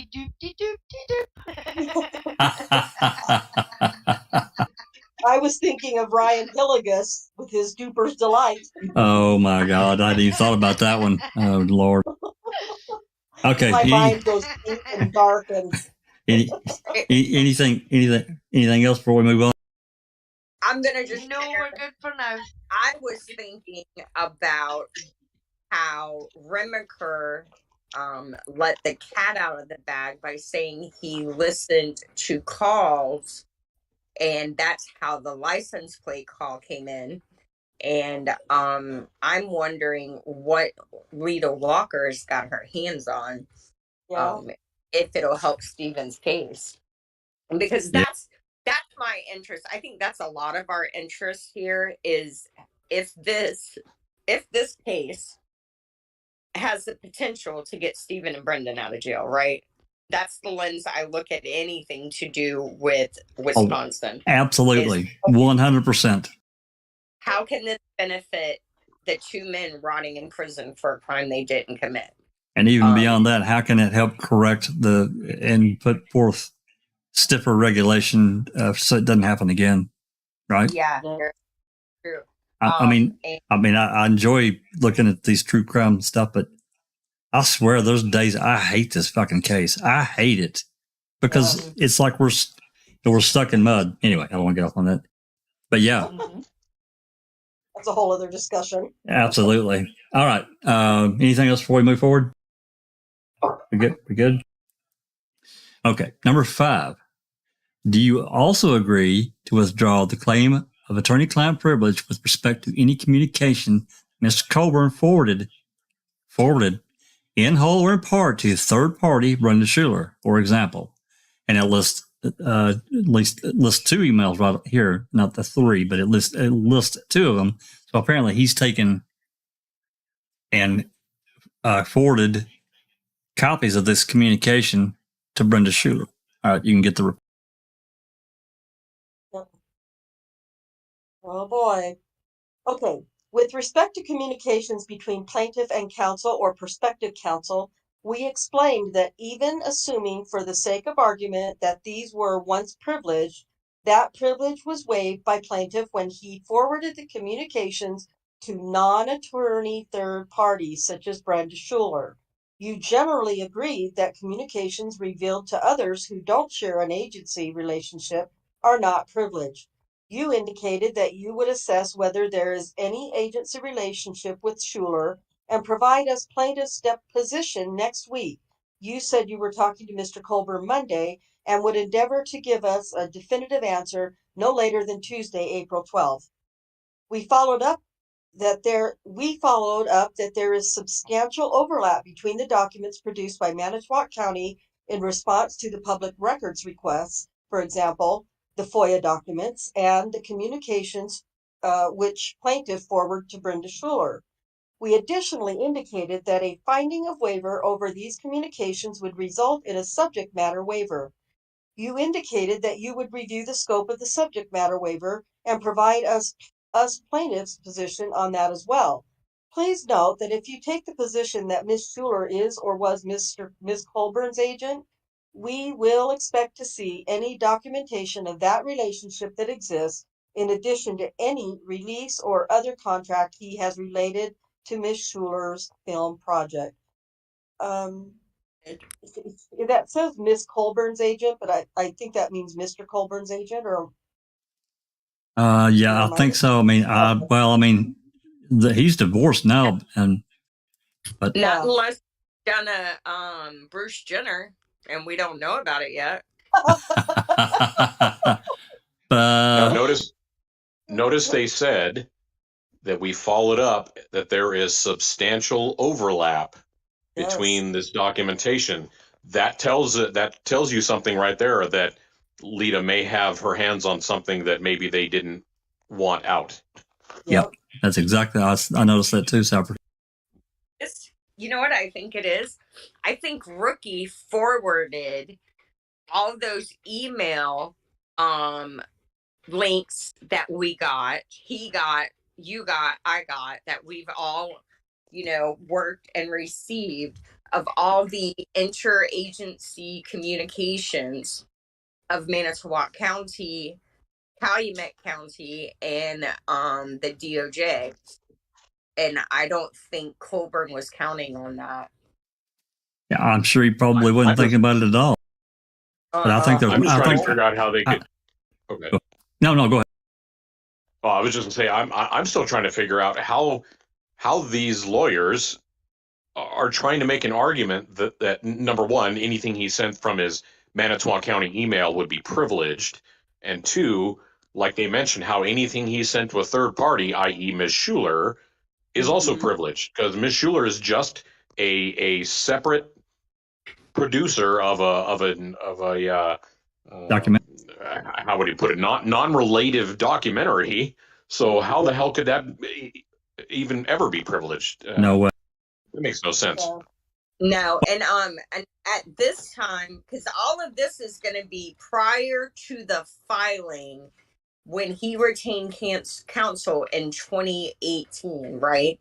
All of this happened prior to that. So he did not have counsel. And Brenda Schuler, up until 2017, I think, was still playing the part of, I believed, making a murderer, until I researched the case and found the truth myself, right? She was still playing independent Joe Blow with no financial motive to, pretend that this case is a rightful conviction. Well, she was involved in Kratz's first book, and as I've been told, the book was basically done when she got brought in, and she I mean, he needed a fact checker, and he wouldn't correct anything that she told him that he needed to correct. And if I recall, someone showed where she helped Griesbach on one of his books. That's correct. So she only played the act. She's always been a guilter from day one. I never ever knew her to be straddling the fence or on the fence, whatever. I never knew. I always felt like that she was a full on guilter. So I never was under any illusion otherwise. Anyway, I just mentioned Franson, the girl who released the photos about trying to make Stephen look like something he wasn't. But I thought that Brenda Schuler also did a online gossip mag interview pretending to be a truther, but I might be wrong. Way back in like January of 2016. But I could be wrong. It could just be Christine Franson, but I thought I found one Brenda Schuler did too. I can't remember. I remember somebody, but I don't think it was her. I think it was somebody else, but I don't know. Maybe we can look that up. Anyway. Yeah. All right, let's move on to number 6. Okay. Will you agree to revisit your confidentiality AEO designations on these documents and remove all AEO designations? Will you also review all confidentiality designations unless the document should or could be properly withheld under the open records law? You indicated that you would review the confidential AEO designations for the documents produced in response to Netflix's subpoena to Manitowoc County and would provide us plaintiff's position on the designations next week. We indicated this too would be a part of a motion to compel in which we would seek recovery of fees if agreement cannot be reached. Wow. Okay. Additional privilege designations. Number 1, do you agree to withdraw your assertion of a third-party journalist privilege with respect to any documents and communications withheld or redacted on this basis, and to produce all such records in full to defendants? For example, in your production of Mr. Colborn's text messages, you withheld in full text message exchange between Mr. Colborn and Brenda Schuler, Sean Reck, and Amy Lemon-Tessick. Wisconsin's reporter privilege does not apply to non-journalists such as Mr. Colborn. Further, he has put these emails in issue in his response to Chrome Integratory. Is that right? Interrogatory. Chrome Interrogatory number 10, stating he disclosed how ma'am has caused me damage to the producer of an upcoming documentary. With respect to plaintiff's assertion of a third-party journalist privilege, we explained that plaintiff has no standing to assert a reporter's privilege. We further explained that although a journalist can assert the privilege when a subpoena is directed at the journalist and seek documents in the journalist's possession, the discovery requests at issue here were directed to Mr. Colborn. No journalist can preclude a source such as Mr. Colborn from complying with discovery obligations. Here, those obligations include producing documents in his possession, custody, or control that are responsive to defendant's discovery requests, including his correspondence with journalists and filmmakers. One primary purpose of the reporter's privilege is to prevent lawyers and litigants from using journalists as free investigators rather than complying with their responsibility to conduct discovery from the parties to the action. Indeed, the Wisconsin statute on the reporter's privilege includes an exhaustion component, which requires the requester of the records to have attempted to procure the records from all other sources, which here would be plaintiff. You clarified that plaintiff is not himself asserting the reporter's privilege, and that you agree he does not satisfy the newsperson's definition in the statute. You said that the journalists with whom plaintiff was communicating are now claiming that the responsive information is privileged and that you should not disclose it, and that you are offering these individuals an opportunity to assert their own privilege over this information. We informed you that this issue is not a close call. We will be moving to compel production of these responsive documents and seeking fees, unless plaintiff agrees to produce all responsive records that have been withheld and to reproduce redacted records in unredacted form. You indicated you would let us know your final position promptly next week. So Okay. they're the reason for the redaction. They redacted info. Yeah. Attorneys redacted info in the response record before submitting it to the defense as part of the interrogatory. How slimy is that? Well, yeah, We'll and give they you- we agree. don't- They had agreed to mark stuff as confidential, but that's apparently not what they did. No, they redacted. They literally gave them information, but redacted it. Yeah. Like they blacked everything out. So they complied with the discovery by handing over the paper, but you can't read. But Lita Walker can't read it because they were, and then said they're going to use journalistic privilege, even though they agree Andrew Colborn is not a journalist. And neither was Griesbach. How? But it's not to Griesbach. It's not. Well, no, I understand. I understand what you're saying. Right. I get what you're saying. Okay. It's not even that. I wonder who this is to. I really want to know what they're talking about. Yeah, I think Safarkov's right. I think Lita's got her hands on something that is saying. That's what it sounds like to me. They got their hands on something that says, "You're not turning everything over. You need to get with the program." Mm-hmm. Yeah, Colborn was clearly passing either documents or some other kind of information to Sean and Brenda and who knows who else. So what Colborn's lawyers tried to do is use any responses from Brenda and Sean as journalistic privilege. So you can see Colburn's side of the conversation, but they're trying to prevent them from seeing the other side. And I don't think that's going to work. I don't either.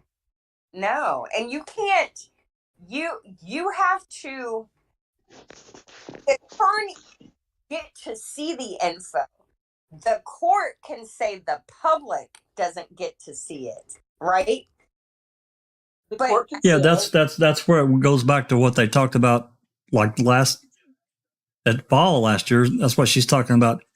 They had agreed upon, if you want something, if you think something needs to be confidential, you need to stamp it, or it needs to be put in the transmittal header or whatever, so we know, and this is what you expect. You want this to remain confidential, and that's not what they did at all. And she told them, remember, but going back up, I told you 3 weeks ago, don't try to claw your way back out of this now, because I told you 3 weeks ago, you need to fix this, and you didn't do anything. Right. So did you catch? We will be seeking fees. Fees, yes. Absolutely, yeah. All right. Well, Alice, any questions from the live chat?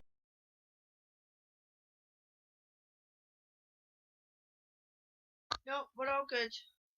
Okay. All right. Let's move on. Number 2, do you agree to waive any assertion of, quote, priest parishioner privilege, end quote, with respect to Pastor Tom Pankow, whom you have identified as a damages witness for Mr. Colborn? And number 3, do you agree to waive any assertion of, quote, special privilege, unquote, with respect to all documents and communications withheld or redacted on this basis between Mr. Colborn and Barb Colborn, as Mr. Colborn has identified the dissolution of his marriage as an alleged damage, and has also identified Ms. Colborn as a damages witness? Dog. With That's respect funny. to the, yeah, it Oh. is. It is funny. Funny With respect because- to the, sorry, go ahead. I was thinking, if they put the pastor on the stand for depositions, they can ask him about anything Colborn may have told him. If they waive religious confidence, they can also say, they can ask him about anything during the criminal investigation as well. Yep. So if you're going to use him as a witness for Andrew Colborn, you're opening him up as a witness to all. That's right. And so is Barb. Isn't that funny? Another Barb. Yeah.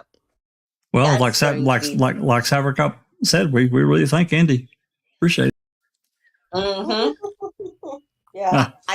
I always think about Kathleen Zellner saying that this lawsuit was an early Christmas present for Stephen Avery. No doubt. Right. Well, This and you read the responses, it definitely, like you were been saying, what does Lita have? Yep. Go for it. Maybe that's present. Read the reply. Okay, sorry.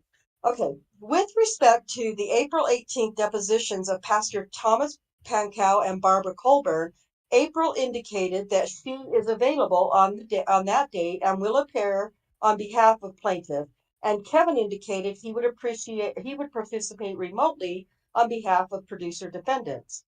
April, just let us know whether we should expect you in person or remotely, and if remote, we will send both you and Kevin the link as soon as that has been set up. Regarding the clergy parishioner and spousal privileges, we stated that we are deposing the pastor and Mr. Colburn's ex-wife, primarily because he identified them as damages witnesses, and we don't want to waste time at the depositions by an unexpected assertion of privilege. George indicated that whether the privilege applies is dependent on the questions being asked, but that plaintiff agrees that any claims for damages based on conversations with either of these witnesses over which he claims a privilege cannot then be introduced at a later time against the defendant. We further explained that the driving forces behind the need to depose these individuals are plaintiff's intentional infliction of emotional distress claim and his allegation that the documentary was the cause of his divorce. In response to George's question about if plaintiff withdrew the allegation about the divorce being caused by the documentary, whether that would eliminate the need to depose Ms. Colborn, we indicated that we would need withdrawal of at least an IIED claim, the divorce allegation, and likely an agreement that she could not be used as a witness at trial. But we indicated that even then, Ms. Colborn is uniquely situated to provide relevant testimony on plaintiff's garden variety claim for damages in a defamation case. Withdrawal of the IIED claim and the divorce allegations would significantly reduce the scope of these witnesses' depositions, though. You ultimately inform that you would confer with plaintiff about whether he will waive any claim of clergy parishioner and spousal privileges and inform us as soon as possible next week. If plaintiff agrees to waive the privileges, we will also expect him to produce any documents he withheld on the basis of these privileges. If he does not waive the privileges, we likely will bring a motion on the issue and will seek fees. Wow. Okay. I think that's really interesting. Okay. And then this looks like this last one for this email is, I think maybe it's not the last one. Okay. February 28th and March 3rd, Colborn text message production. Number one, the text messages were not produced in accordance with the party's ESI protocol, including because they lack Bates labeling. Please reproduce the productions with each text entry Bates label. And number two, the text message productions are also deficient in that they were not produced with metadata or as members of, quote, families, end quote. In addition, there are at least 32 text messages where the body field is blank, and there is an indication that there was an attachment. We do not want you to reproduce the entire production, but are you willing, upon our identification of specific text messages, including those we intend to use in any briefing to the court and or in any hearing trial proceeding, to promptly produce those specific messages in accordance with the ESI protocol? Difficulties we identified with the production are that we are unable to code, filter, or reconfigure the spreadsheets in any meaningful way without destroying their organizational integrity and losing the ability to go back to quote unquote square one, and that we have been unable to ascertain which attachments correspond with the relevant blank fields in the spreadsheet. We propose simply adding a column to the spreadsheets and providing a uniform prefix such as Colborn text 0001, which would then increase sequentially and be applied across both spreadsheets of text messages. The parties could then refer to individual texts according to each text's unique identifier. Deborah expressed concern that adding such a column would decouple the computer links to the respective attachments. So Deborah will check with your e-discovery provider and quickly let us know about the possibility of providing a uniform label to the text messages across the spreadsheets. We indicated that we would continue trying to figure out which attachments correspond to the respective blank fields in accordance with the provided instructions. I don't know that I get what she's saying. I just don't know that I believe that that's exactly how it is. I don't know. I'd have to see it, but something doesn't really sound right in that. It sounds to me like I don't want to share, but that's me. Anyway, March 11, Colborn email production. Number 1. On what basis are you asserting that all emails in the March 11 production of Mr. Colborn's emails are designated as, quote, attorney's eyes only, end quote? Excuse me. We asked you to revisit your blanket designation of all plaintiff's emails as AEO. You agreed to do so, and the parties agreed that you would provide us an Excel spreadsheet with any confidentiality designations for these documents, which our discovery team will then apply to the documents. Okay, damages witness. Number 1. When will you supplement your January 28, 21 and February 16, 2021 responses to the producer defendant's interrogatory number 10, which called on you to provide a, quote, individual's full name and present, or if that is not known, last known address, telephone number, email address, occupation, and present, or at least known employer, end quote, as well as the substance of each person's knowledge. In addition to requiring contact information and substantive knowledge for those individuals identified on the February 16th, defendants also require complete identifying information and substantive knowledge for all individuals described in vague detail in your January 28 response. With respect to outstanding information regarding the witness plaintiffs identified in response to producer defendant's interrogatory number 10, George indicates that he will ask plaintiff to provide telephone numbers or other forms of contact, such as email addresses, in advance of counsel's meeting with plaintiff that is scheduled for Monday. George indicated that we can expect a short description of the substance of each person's knowledge relevant to plaintiff's damages claims after counsel's meeting with plaintiff on Monday. Additional questions. Number 1, do you anticipate producing documents in response to Netflix's second REPs on Wednesday, April 6th? If not, what is your plan for production of responsive records? We received your latest production, so thank you. Deborah indicated that at this time, plaintiff does not anticipate any further productions in response to Netflix's second RFPs. Number 2, when will the parties receive the deposition notices for the depositions planned for the last week of April, including in the 3, A, B, and C? With respect to the notices of depositions for those Netflix deponents listed above, Deborah emailed them shortly after the meeting. We informed you that 8 a.m. Pacific time did not work for the Netflix witnesses and suggested a 10 a.m. Pacific start time. We also discussed a few topics not in my April 4th email. With respect to Mr. Griesbach's books, we agreed to provide you with copies of the copyright pages from the books, which we may use to ensure that all parties are working from the same editions. You indicated that this would suffice, and we do not need to produce the books to you at this time. You would produce copies to the extent those books are not already available to you through Mr. Griesbach.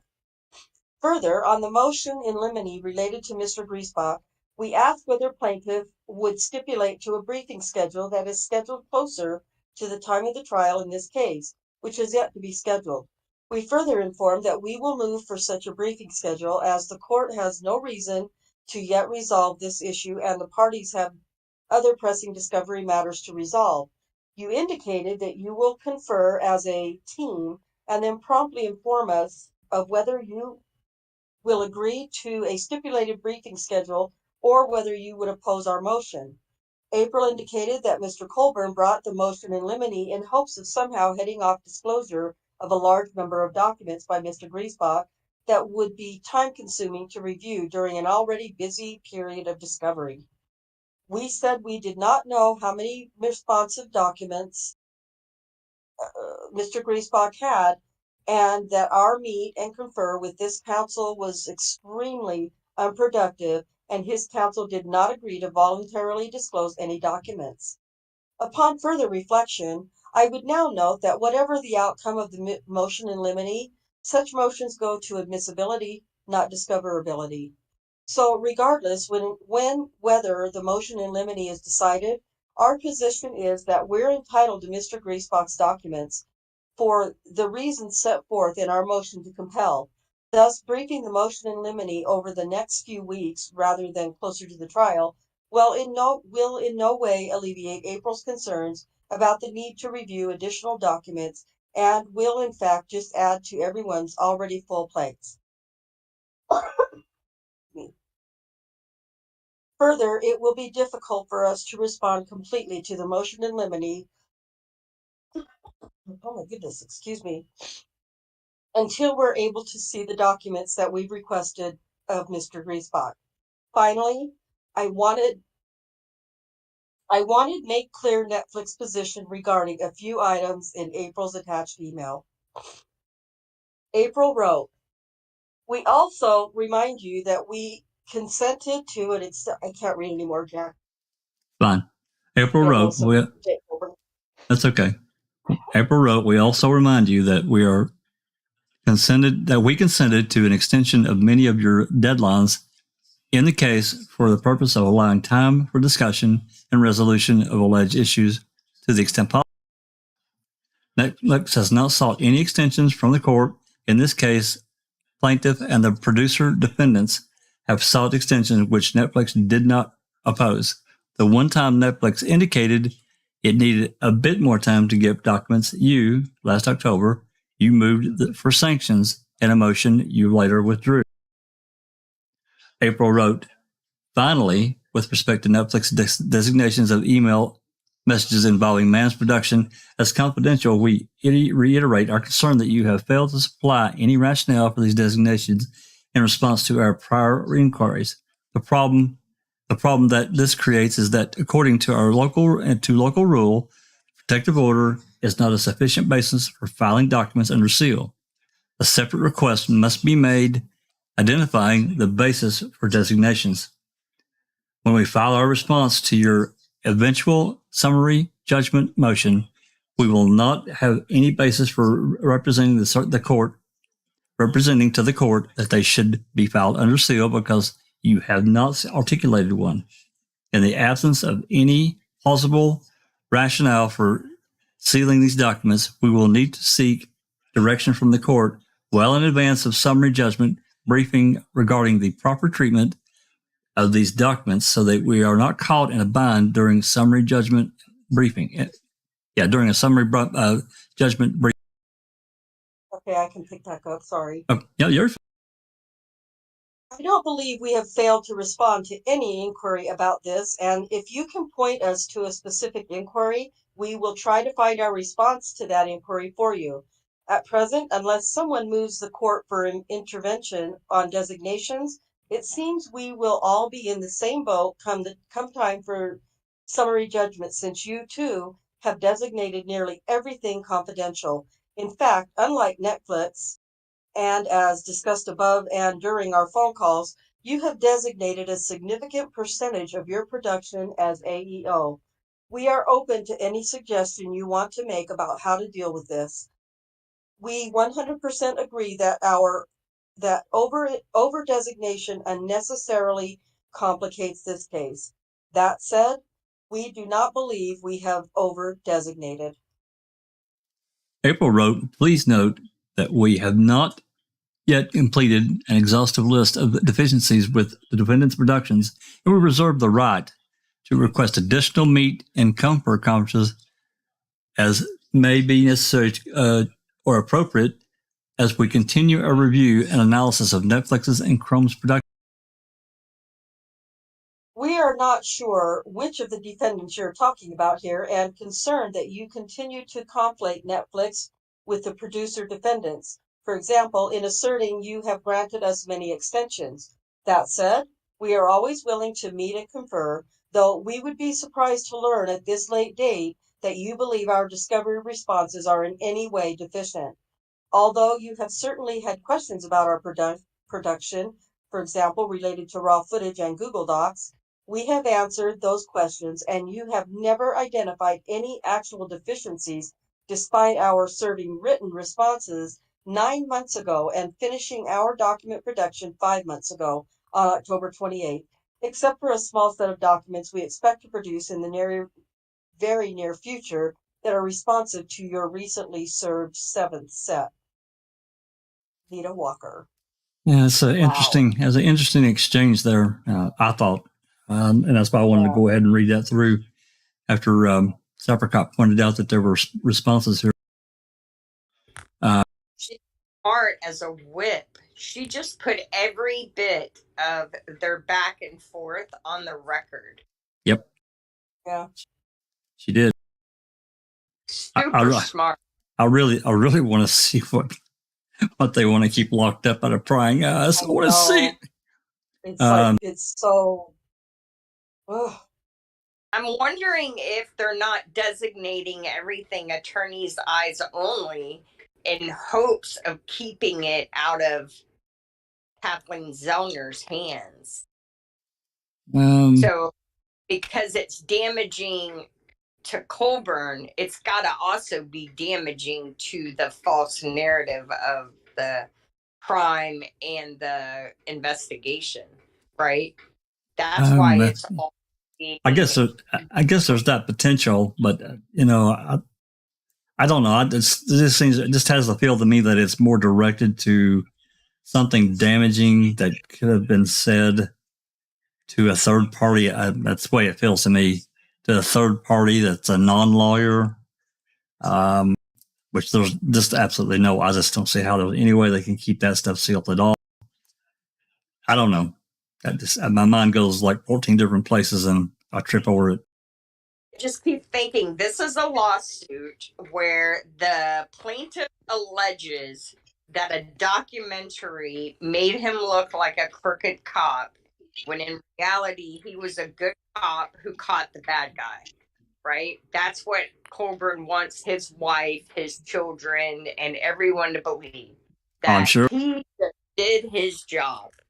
And yet the reality is, and every piece of evidence ever received by anyone seeking the truth has shown that Andrew Colborn and everyone else involved are, and in fact, dirty cops who framed an innocent man again.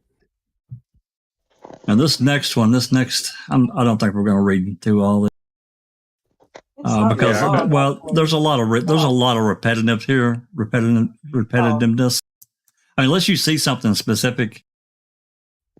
I think that's something that was just forwarded from April, and it was just the responses and everything we just finished reading. Yeah, I think so.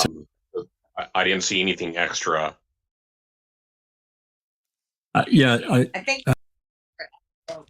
like that everything she put in the beginning it was actually said by April. Wait, go down, Jack. No, down. Other way.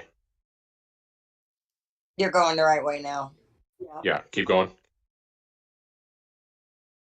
Here are the items. Oh, keep going. What county documents produced by your team? No. There's a section where there's something that's double bolded right there. We can agree the documents forwarded by Mr. Colborn to other individuals.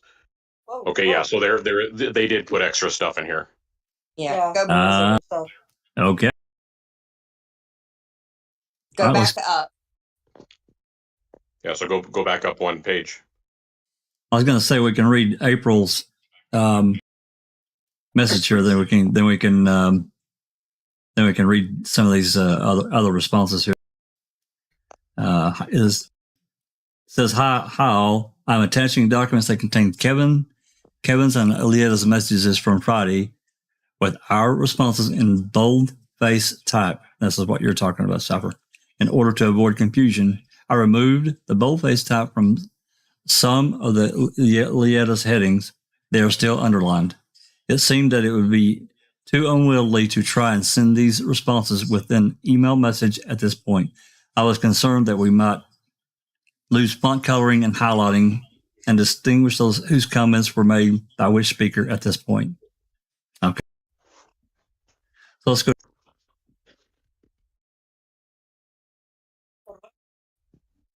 Okay, this is okay.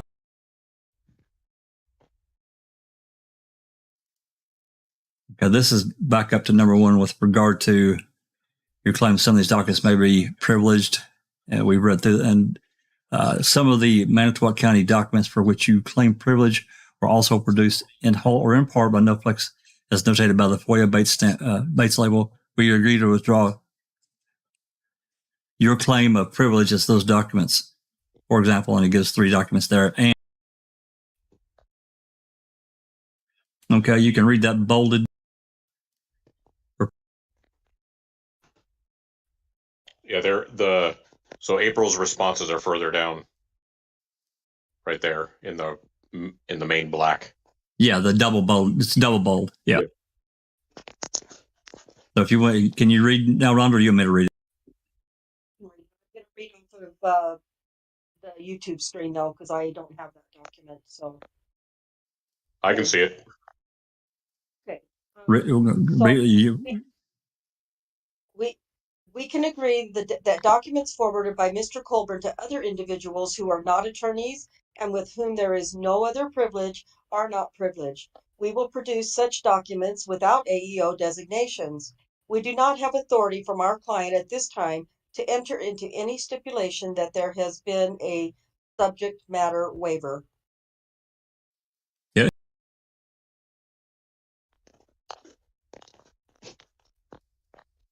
And then this next, and then there's another one. It should scroll down to. Okay. Oh, okay.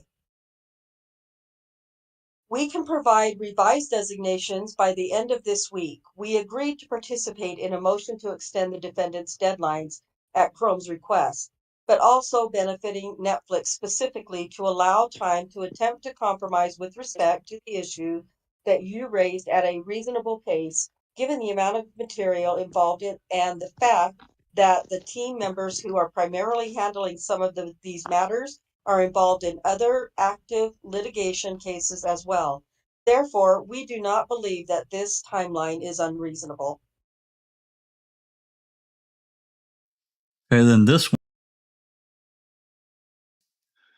one. Okay, this is talking about the third party.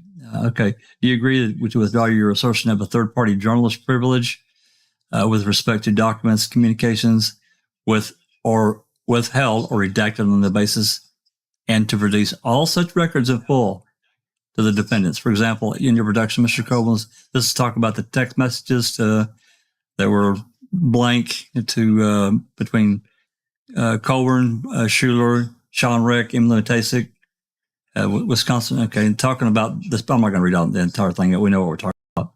So this is another. Scroll down to it. You don't have this. You don't have this document. You should have it. It's in my email from Cherie, but I didn't. You didn't. I don't think you sent it to me in the. I didn't. DM, well, what the hell wrong with this? Is 67? No, I don't have it. Well, what's wrong with me? It's fine. Okay. You should. It should scroll down, and I'll highlight.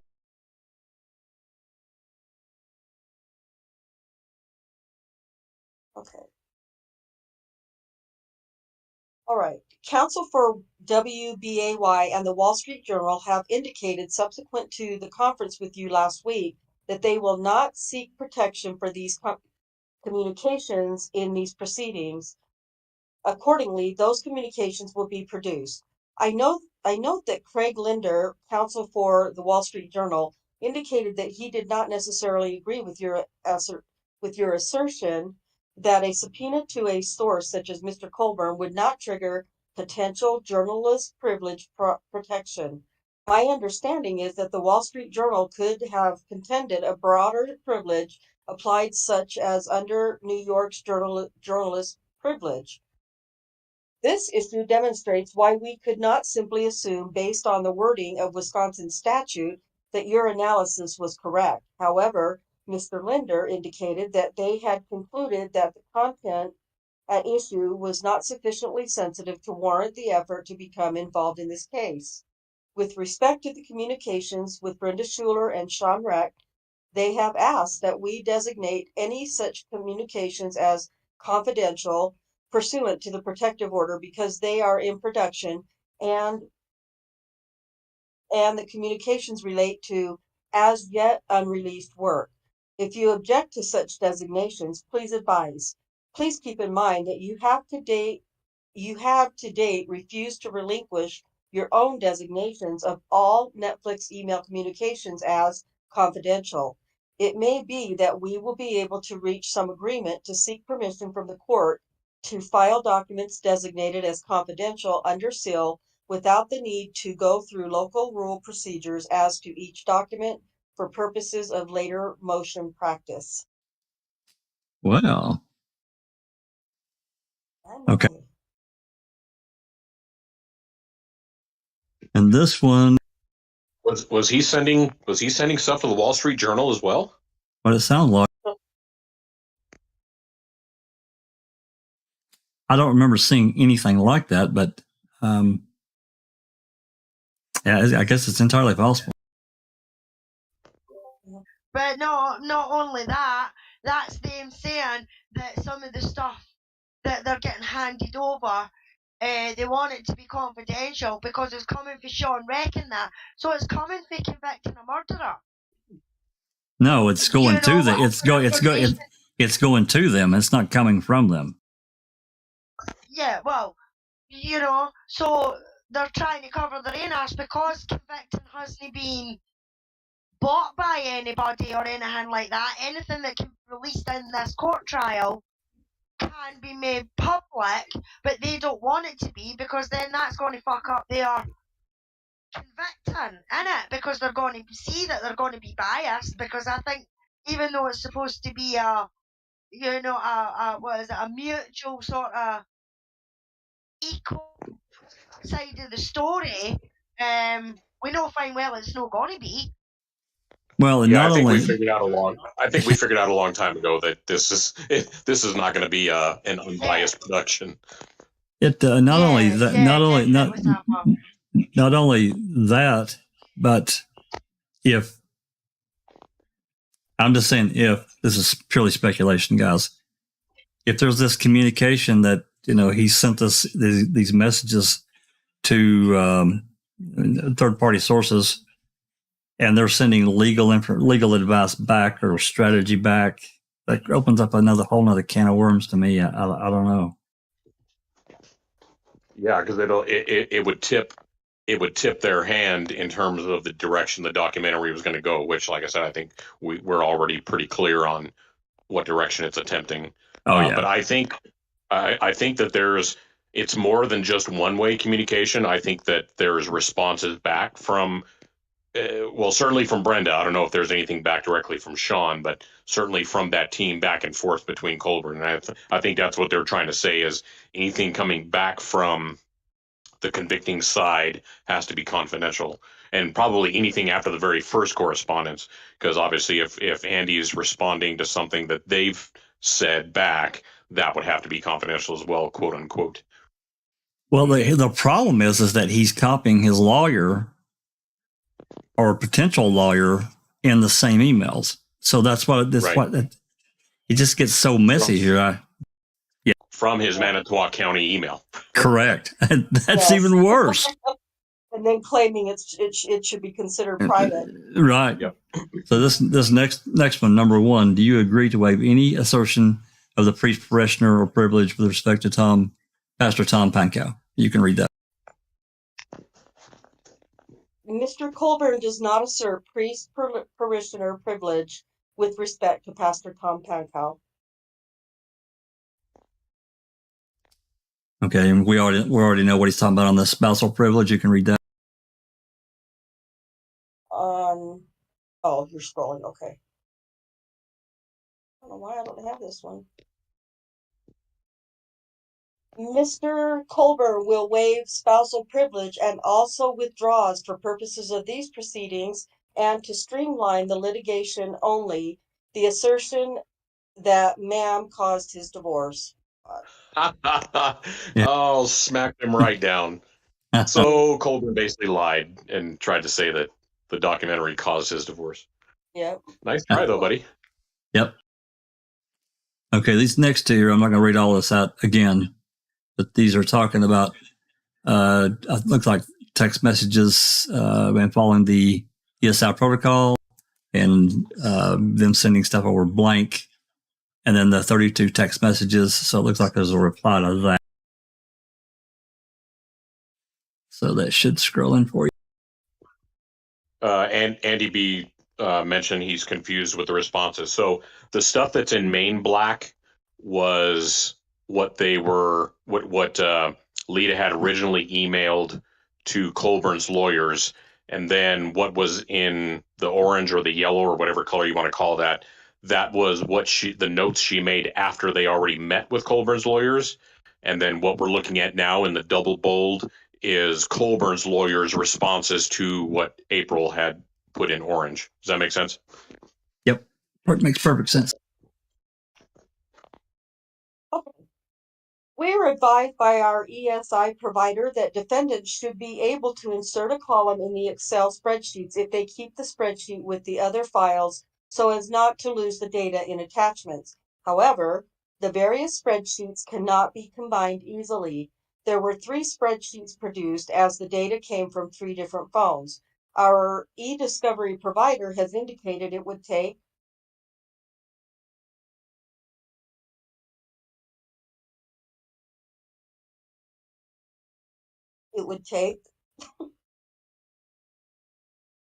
I should have scrolled down.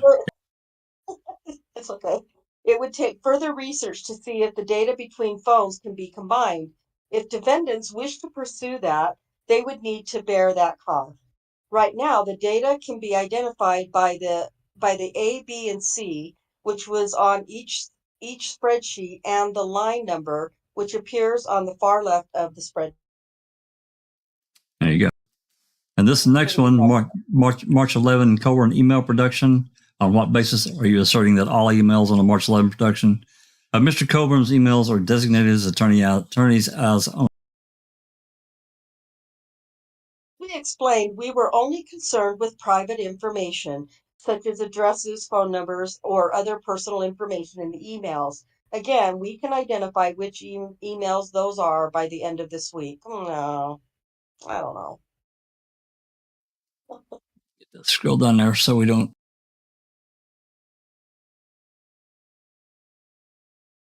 Okay, this next one's talking about when will you supplement your January 28th, 2021 and February 16th, 2021 responses to producers defendants interrogatory November 10, which calls on you to provide the individual's full name and so on and so forth. Further consultation with Mr. Colborn, we may be withdrawing some of these witnesses. We will provide the information that you requested for those witnesses from those witnesses whom Mr. Colborn intends to preserve as damages witnesses as soon as possible. Then the additional questions, you can read that. Yeah. We do not see reason to respond at this time to your additional comments to your additional questions below, but this should not be taken as agreement with argument that you have included in your questions or comments. Oh boy. Funny. This is all just evidence of the typical cat and mouse games that go on between lawyers. I mean, both of them are trying to protect their clients the best they can. So each of them are going to bicker and whine about designations and what should be released and what should not. So none of this stuff is really abnormal. It's just Netflix group seems to be much smarter at it than Colborn's folks. Yeah, and this, potentially withdraw witnesses. Yeah, okay, that's interesting. I'm really interested. I'm really interested though in this third party stuff though, because I don't know that I've heard of a precedent or another case like this. There probably is somewhere. I've just never heard of one. I'll be interested in what the judge says about this, because I think that has the potential for Brenda, possibly Emily Matasic, and maybe others being deposed. Yeah, all of them, because essentially, if you've got correspondence between you and an attorney, that correspondence is privileged, and that won't be released. But as soon as you take that correspondence and you send it to somebody else who is not your attorney and who is not aligned to your attorney, that's no longer privileged. You gave up that privilege as soon as you forwarded it. So I don't know how they can continue to make an argument for confidentiality. And on top of that, as you stated, we all have stated, he sent that from his Manitowoc County computer. Yep. So looks like we've got a few more replies. I don't know. Let's see, Liz, email comments in the orange below. Here are my additional follow-up items on the parties meet and confer the conference call. Let's see. You stated that you would be inquiring with Mr. Colborn on Monday regarding any agreements between him and the entities and people behind the convicting documentary project. We believe that we are entitled to any such agreements, and you stated you would inquire as to the existence of any such agreements and would advise us regarding that, and also regarding your position whether you will provide us with any such documents. In the absence of such an agreement, we will be moving to compel with respect to such material.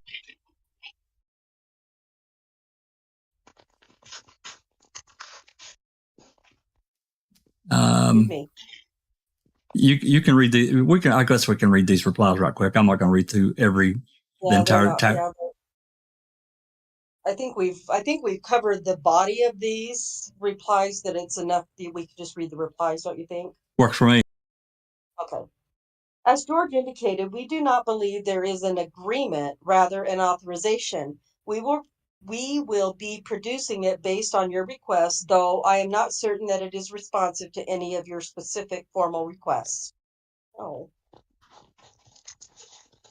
And I think what that means is if Colborn signed an NDA, just like Rookie talked about, that would not have applied to any emails back and forth, because that would not have anything to do with him having sat for whatever the condition of the interview was. Right.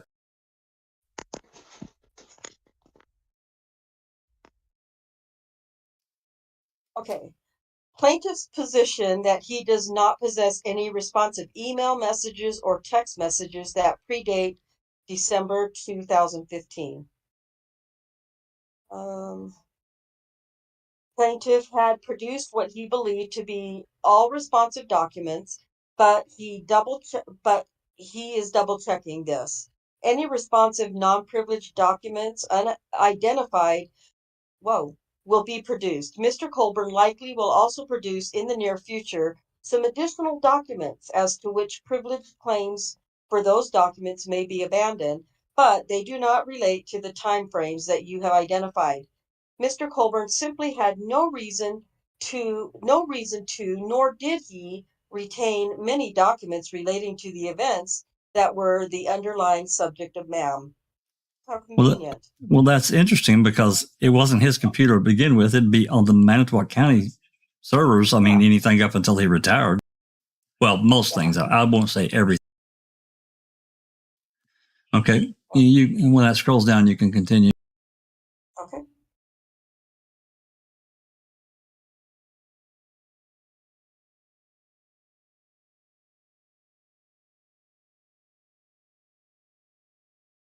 Mr. Colborn indicates that he is prevented by a firewall from sending messages from the hshs.com email account. Those responsive messages that Mr. Colborn forwarded from his other account to the hshs.com account have been produced. And then the response is correct. The search was not limited to email messages and text messages.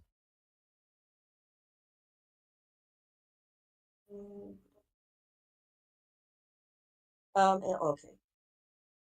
Please note that any hospital or pension income should be reflected in Mr. Colburn's tax returns, which we have now produced. Please advise whether this satisfies your request. And then a response.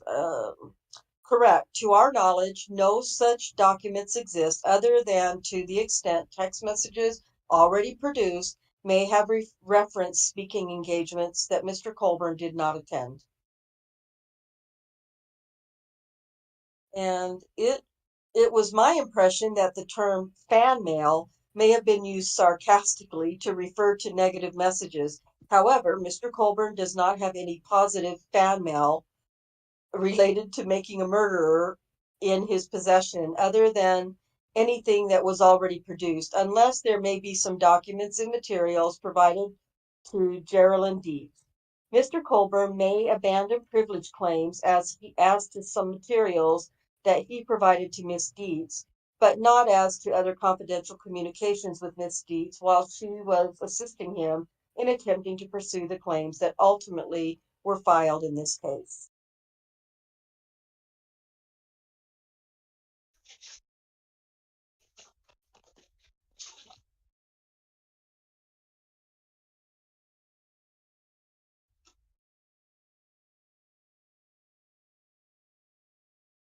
It is our goal to supplement the indicated responses by the end of this week, barring additional interruptions, particularly those related to this case. If you need to have your tech staff reach out to Deborah Bursick to further address these issues, please feel free to have them contact her at blah, blah, blah phone number.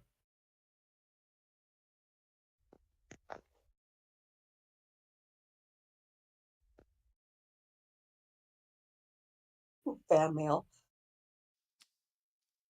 Yeah. With respect to fan mail, please see the discussion of that issue above. With respect to the other identified bullet points, you are correct that Mr. Colborn does not believe that he has any such documents in his possession, and we have not been able to find them in the messages extracted from his phone.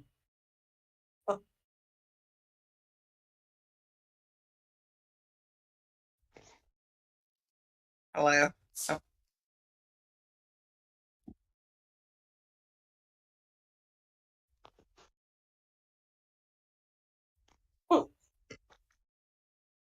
Phaedrax Amarax says Colborn is not exactly Johnny Depp, is he? Nope. No. No. You ain't no Johnny Depp, Andy Colborn. The yellow highlight statement above is correct. This is not correct. Quote, Colborn has some copies of emails included in the MTSO production that he did not produce himself. End quote. And this is the last one. Okay.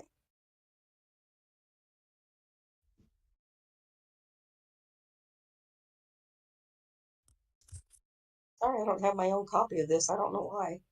I thought I sent you all these, but probably the last three, which were I'm looking at the wrong number.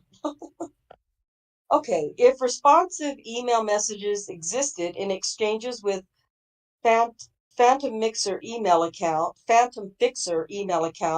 they do not appear to exist there now, to our knowledge. We have reviewed the specific examples that you identified to confirm this. If there are additional specific examples that you would like to bring to our attention, please identify them.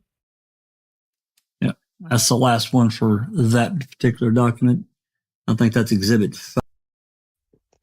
And move it to Exhibit 6, which we're into April 14th. Now, this one here, I don't think there's anything to it. And what it is, they apparently had sent a link, which you can see here, and it says download attachments, but there's not. I kept clicking on it. I'm like, why ain't this son of a bitch working? It's not working. I'm like, it's just a photo. I'm like, son of a bitch. I really wanted these emails, you know. I know. And then I thought maybe there was an attachment. Of course, I looked at for any attachments, and there's nothing there. Yeah. So there's nothing. Yeah, there's nothing. And then Exhibit 7. Exhibit what? This is Exhibit 7. This is documents. If you don't have it, I'm going to send it to you. This is 1869. I do have this one. This is dated April 19th, which we're less than 10 days ago.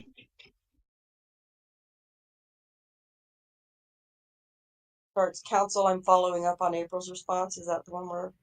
Okay, yeah, I have this one. Yeah. Well, let's see if there's any. This one's a 4-page document. I'm sorry. Yeah, it's a 4-page. And it's a follow-up reply to the one that we, I think, in Exhibit 5. Oh, crap. Yeah, and it's actually only 2 pages. Yeah. Well, not even 2, really. Yeah, if you want, we can read through some of this and get the gist of it. I don't necessarily know that we need to read it up. All right, well, just stop me when you want me to stop. Okay. Okay, this is from Lita Walker to April, George, Michael, Jean, Paul, blah, blah, blah, blah. Same scenario. Counsel, I'm following up on April's response to my summary of the meet and confer from April 6th to the 7th attached. I think we've resolved most issues, but just want to confirm where we stand and tie up a few loose ends. I've also included a few new issues which we did not discuss at our meet and confer, but that have come to our attention in recent days. We continue to review Mr. Colborn's responses to Netflix's second set of requests for production, including the documents that he produced, and expect to raise additional issues in the near future. 1. Designations of Manitowoc County documents. You have withdrawn all AEO and privilege designations from these documents. We don't have any issues with the confidentiality designations you sent on 4/15/22. We will mark the Manitowoc County documents, the first set you produced to us on 2/9/22, with the confidentiality designation you sent on 4/15 and use that set going forward. Deduped Manitowoc County documents. We are in the process. Did you want me to stop? Okay. No, read a little bit more. I think we get the gist of it. Okay, I thought you'd say something. Okay. Deduped Manitowoc County documents. We are in the process of confirming whether we can identify the duplicate documents omitted from the production on 2/9, and we'll circle back if we are unable to do so. Designation of all emails served on 3/11/22 as AEO. You agreed to review these designations, but I don't believe we've received any adjustments. Please let us know when those are coming. Text messages previously withheld pursuant to claim of third-party journalist privilege or spousal privilege. You served these on 4/18/22, and it appears you are not withholding any text messages at this point, except for those which you claim attorney-client privilege. Can you please confirm? You also said that you would withdraw the claim that making a murder caused Mr. Colborn's divorce for purposes of these proceedings. We're not sure we understand that limitation caveat. Can you explain what you mean? And this last, and then this last one, this next bullet might get the last. Okay. Can you confirm that texts for which you continue to claim attorney-client privilege were not group texts that included non-lawyers such as Brenda Schuler?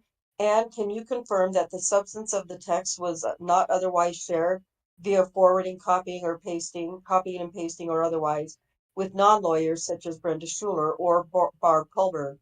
Our review indicates that Mr. Colborn would often receive a text or email from his counsel and then immediately share its contents with Ms. Schuler and or Ms. Colborn, and that is a waiver of privilege, even if neither woman was copied on the initial text or email. Boom, and that's what I was talking about earlier. Once that goes to a third party that is not a lawyer or not involved with the lawyer, it's no longer privileged. It's over. That's right. It's over. No. Yeah. Yeah. So, well, everybody has this document. They want to continue to read the various questions and this is basically just going back to stuff that we already covered. Let's move on to the next document. I like how they point out the part they threw in there about not causing his divorce, quote unquote, for the purposes of these proceedings. Yeah. So where else is he going to make that claim? Absolutely.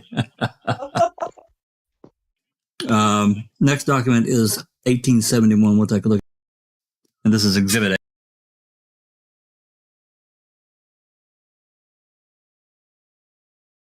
It looks like she's answered some questions here.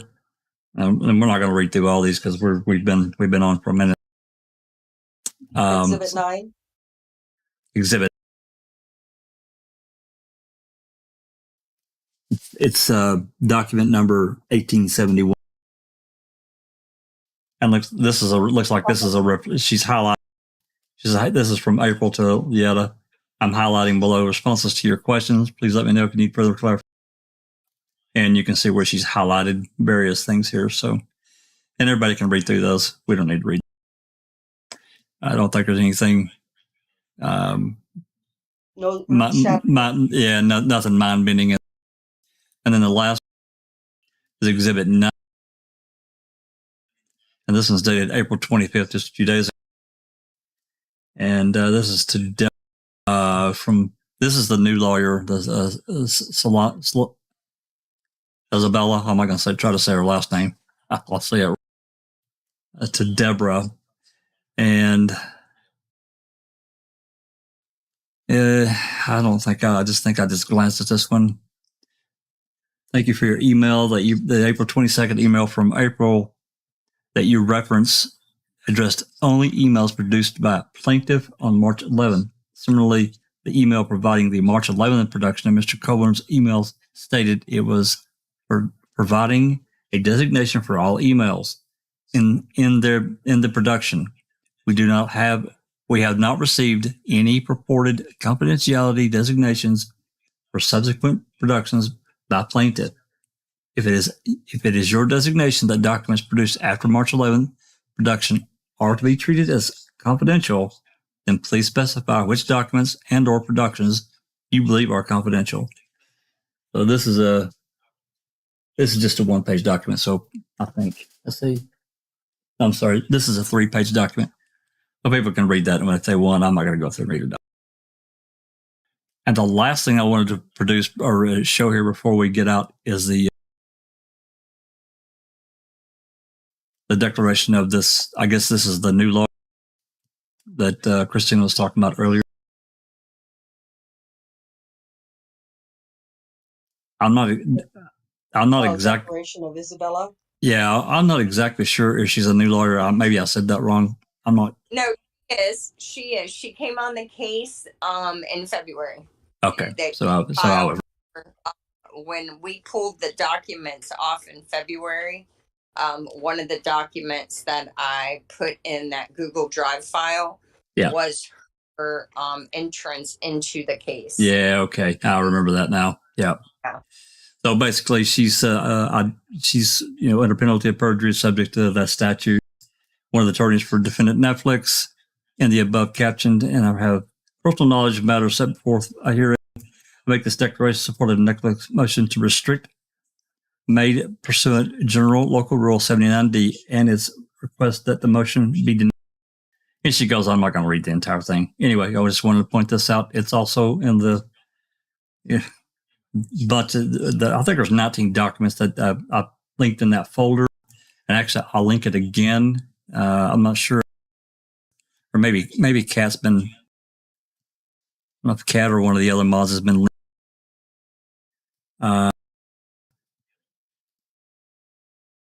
Mods, we got to get busy in here. Yeah, I just dropped it again. No, the poor mods. I see that. Yeah, let me take care of that right. I got him. Oh, you got it? Yeah. Ban that ass. Ban. Bad. Oh, damn it. I was about to click on some of them.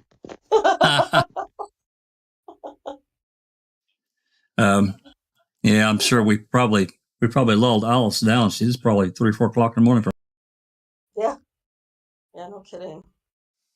Anyway, I thought a lot of this was interesting. I think that it's really interesting about this, as we've talked about multiple times now, trying to keep this third-party stuff confidential that's sent, or attorney-client privilege or confidential that's sent on a public or a government-owned computer. I don't know. I think it's time to write some open records requests there, Christina. What do you think? I think so. Yeah, I just think I just wonder, oh God, what's going to happen when he loses this case? How is he going to pay for his counsel? Because Yeah. there's no way he's going to win this. There's no way. Well, I find it interesting that the attorneys that are working on this are linked to Tom Kusurik. Okay. I find that very interesting because at the heart of this, depending on what your theories are, keeping this case from reopening Stephen Avery's case protects the people who wanted Stephen Avery wrongfully convicted in when he was arrested in 05, right? And so, and those people have deep pockets. That's Dennis Vogel and that's Tom Kusurik. Dennis Vogel is married into the Vitz family and the Miro Court family. And I don't know, Jax may not be familiar with this, but us women, we can go into our mother's kitchen today and look at any pot and pan. And if it's made from aluminum, it's going to be stamped Manitowoc County. Dennis Vogel's family paid people to make that stuff. This is old money, and this is billions that we're talking about. Deep pockets, and I can't help but theorize that they're footing the bill for this. Right. At the end of the day, because they have the most to lose. Andrew Colborn, yeah, but his reputation's tanked. He had to retire early. Now he's walking the hospital as a security guard, and we know from his failed attempt to run for sheriff that's not where he aspired to be. He aspired to be Tom Kusurik sheriff, and and he didn't get there. So I don't know if he's bright enough to recognize that. A lot of people think he's an idiot. I haven't made up my mind if he's an idiot or if he just got treated like an idiot because he's an outsider.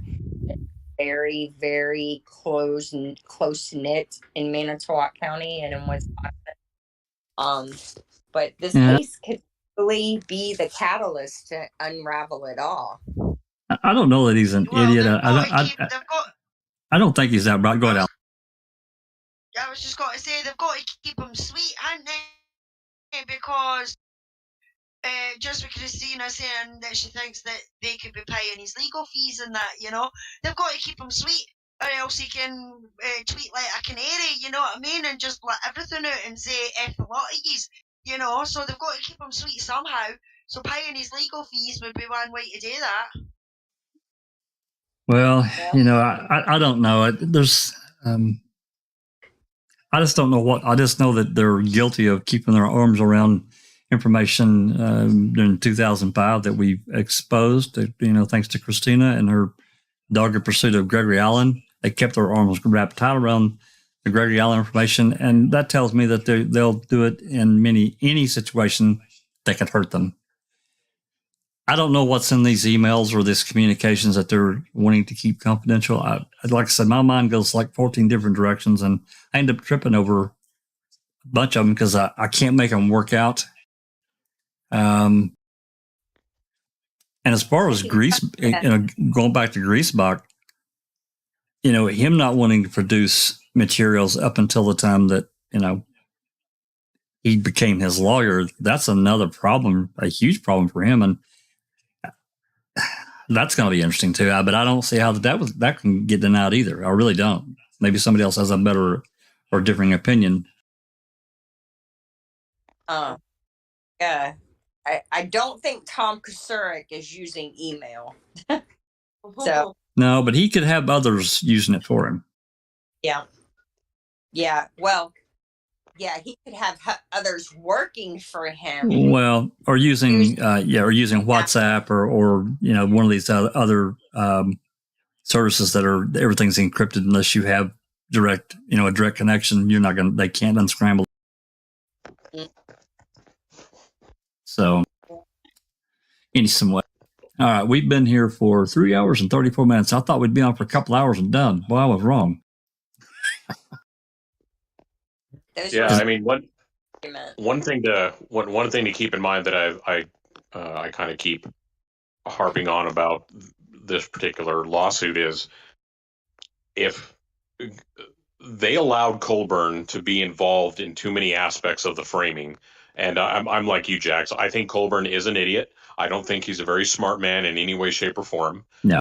He just had the right protections around him. He had the right people around him, like Link and a Uyghur, to try to keep him contained, I guess would be a way to say it.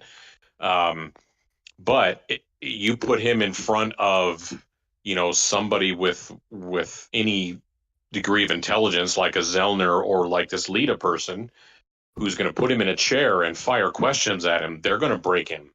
And he's going to slip up and spill the beans on something that maybe they weren't intending to even, or open a door that they never intended to open. Yeah. And that could lead to something, or he might feel like if he's going to lose this case and nobody's backing him up, he could flip. He could say, well, screw it then. Why am I keeping this information, secret? Right. Well, I think, I think he was I'm sorry. I was just going to say, look how poorly he testified in the trial. It was terrible. It wasn't even believable in the trial that got him in this position, and so he won't be able to handle it. I'm with Sapricop. He won't be able to handle the pressure. No, yeah. Look at the trial and look at his deposition on the 85 case. They ate him for lunch. Yeah. And not only that, remember what happened in 2003? He was told to write this memo for this alleged call that happened in Brown County. Okay, what are you going to say? Okay. I firmly believe that Andy Colborn will be the linchpin. He will be the one that's going to break this case one way or another. I mean, either by finally just breaking and throwing everybody else under the bus, or by everybody else saying, screw this, let's make Andy the fall guy and throw him under the bus. It's going to all come down to Andrew Colborn, in my opinion. Andy B in chat, hopefully in some communications, he's alluded to the fact that he lied. Please, Lord, Allah Buddha. Yeah, T1 also says, why isn't Link following or joining AC in this crusade?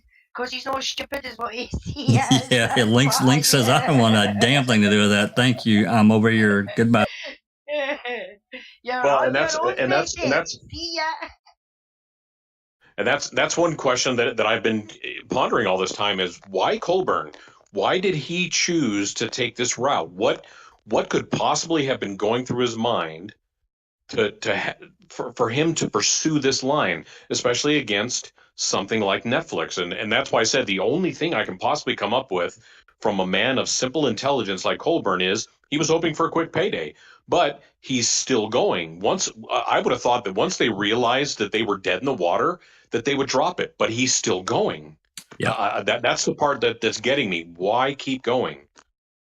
Well, I mean, here's an idea. I wonder if he hasn't signed some sort of contract with Convicting and is hopeful that the discovery process will provide evidence that he can then use in the Convicting documentary, because they failed. Sean Reck and them have failed with the Convicting a Murderer pitch, so they've changed it to Convicting. And if we look at how Sean Reck acts on social media, he's trying to portray the people who have become followers of this case thanks to making a murderer as unhinged, as conspiracy theorists, nuttists, cultists, emotionally unstable. And I'm wondering if they're not going to try and now spin convicting into some sort of okay, for example, we know the drama that's going on in the Tiger King research community right now. I'm wondering if that's not how they're going to now try and sell this documentary. I would hope not. I would really hope not. That would be a huge mistake. Yeah, especially if you look at Sean Reck's reputation and the documentaries he's produced before, they've all actually been really good and well done, well researched, and all of that. So this feels like an extreme departure from what he normally does. So for him to go that far and take the chance of tarnishing whatever reputation he's got, I think is maybe far-fetched. And also, it seems like convicting is done. They're done with it. They're trying to get it sold now. So unless they're going to go back and either edit or add to other stuff that Colborn has already done. But I don't know what they would add to it. Or two. Well, T1's got a couple of questions. He says, I mean, if man filmmakers are guilty of creative editing AC, wouldn't there be others? Well, yeah, you would think so. And why did man filmmakers have tunnel vision on AC? Well, he's kind of he's very photogenic there, T1. Back off, dude. That's actually a good question. Why would they have just singled out Andy? There's so many players in this. Link. Who else was a Remaker? Yep. There was any one of them. Yep. Yeah. Kratz. That's what I'm saying.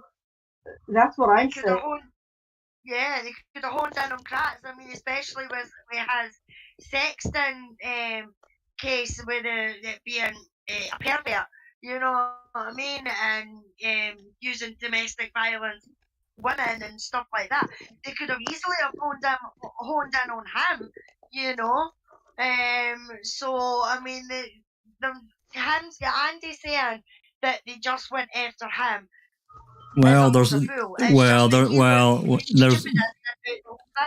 There's more than that. Think back. I know it's been a long time, guys, but think back. Who handled the phone call? Yeah. Who handled the evidence back in the late 90s? Who found the key? The license plate call. The license plate call. Who got called over to Cuss Road twice? Yep. Who ran for sheriff? Say that again. Who ran for sheriff? Like, he felt like he earned. I will never understand that move of running for sheriff. He really thought that he had done something that was going to get him the backing of everyone. Well, they may have pumped him up like a spare tire. You know what I'm saying? Blowed him up in the background. Yep, do this. You can have anything you want. I need your help. And he thought that he had made a deal with the devil. Yeah, I don't know. I mean, but the focal, and I would really like to know, and we'll never find out what all the filmmakers had as far as paperwork and other documentation that led them here, led them there. It is interesting, a lot of the things that they did include. So that tells me that they either were given the information or they acquired it through open records. So yeah, that's interesting. That's an interesting way to think about it. But you got to think about it. It wasn't necessarily that he was a focal point just willy nilly. He was involved in a lot of really curious events. I won't call them questionable. Well, I guess some of them are questionable, but he was right there. Yep. So here's another thought, and it might be something completely out of left field, but what if Colborn's ultimate intention or ultimate goal behind this lawsuit is to somehow use this as his vehicle to come out? I don't know how he would do that, or what form that would take, or what protections it would afford him for doing that, but that could be a possibility, because people have mentioned it in the chat, and I've been saying it forever. If any of that inner circle is going to break, to me it's Colborn. Colborn is the only guy that's just that dumb, that intellectually disabled, to break. So what if this is his way of doing that and using it as an excuse? Oh, I had to because this happened. Could be as simple as you said a minute ago. He gets frustrated. He loses a lawsuit or whatever gets thrown out, and he doesn't walk away with anything except for sour grapes. He's like, you know what? Screw it. It could be that simple. Yeah. So, okay. Rhonda, if you're trying to talk, you're sounding terrible. She says that she's put her headphones in, but we can hardly hear you now. Oh, is that what that no? Well, I can hear you, but you sound like in a barrel or something. Well, I've been sounding like I'm in a barrel anyway because of my. Oh, you sound okay now. It's you're not quite your tone is more flat through that, but we can hear you fine. Okay. You got your wireless headphones on? No, I have my Column 7 that you recommended. Oh, okay. Go ahead, suffer. I was going to say that might also be an argument against why any other of the groups like Kasurik's or Peterson's or anybody would be behind Colborn is they know him. They know he's a weak person. They know he's not the sharpest knife in the drawer. So for them to knowingly put him or allow him to be put in a situation where he could potentially be broken would not be a smart move on their part. No. So I don't know that he's got backing of people like that, because I don't think they ever would have let him. Yeah, I mean, my guess. You got to remember, he found the car, right? Whether or not he was involved prior to that, on November 3rd at 9:22 p.m., Andrew Colborn was placed into the circle of whatever was going on, right? Because he found the car. And when she read back that tag came back to a missing woman, instead of him saying, "Oh, I found her car," and putting it on the record, he said, "Oh, okay, thanks," and hung up the phone. Well, the call in itself is a big flag to me, because he had already been given the information, according to him, by Wiegert. Not only that, there was an ATL at 6:52 p.m. that all cars out on patrol, and he was one of them. So he got the alert. Yeah, right. Yep. Yeah, he already had the information from two different sources. There was absolutely zero reason for him to call in to quote unquote confirm something. Yeah, but I mean, and we got to remember, guys, we also have them on radio and dispatch calls a couple of minutes prior saying that he was in the middle of getting ready to go to the Zipper's residence, right? So why would he be calling in the missing girl's license plate 3 hours into the investigation for the missing girl unless he had found it? Because he was, according to Link, Remaker, Jacobs, and who was with them from Calumet? Veteran. Dieterich. Yeah, according to all of them, the narrative has them at that time making entry, well, not making entry, but standing outside the Zippers door screaming at them through it. I don't know. That whole lot does foobar to me on paper. I mean, I'm sorry, it just Well, that's is. what I mean. Yeah, that's what I mean. I think, Colburn's call on the license plate, I think, was a screw up. His story on the finding of the key, as I mentioned before, has got to be one of the dumbest stories I've ever heard. Oh my How God. that ever made it through court is beyond me.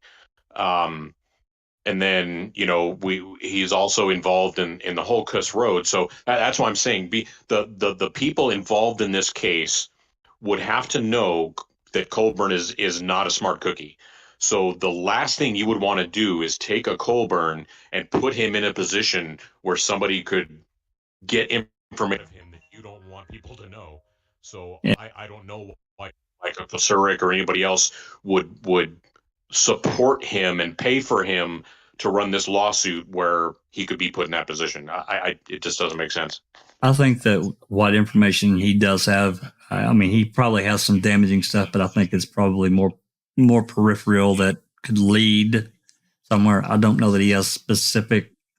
I don't know. Something. Well, I think so. If in the right situation, I think somebody could corner him on the situation around calling in the plate, and I think he they could get it out of him that he was actually at the car. So that's breaking him, number one, on that lie, and then that kind of kills the rest of the narrative, because now you've eliminated the RAV being found on the 5th and all of that stuff. And then you have the key. If somebody were to get it out of him that the key was put there by Link or even Kucharski, and I don't think it was Kucharski, I think it was Link. But if that were to come out of him, that could be another lie. So he knows enough of the story, and he was involved in enough of the aspects to ruin it for everybody. And not only that, but I think he would know who was calling the shots. I really meant I really meant more towards who murdered Teresa. No, this other stuff. Okay. You're absolutely spot on.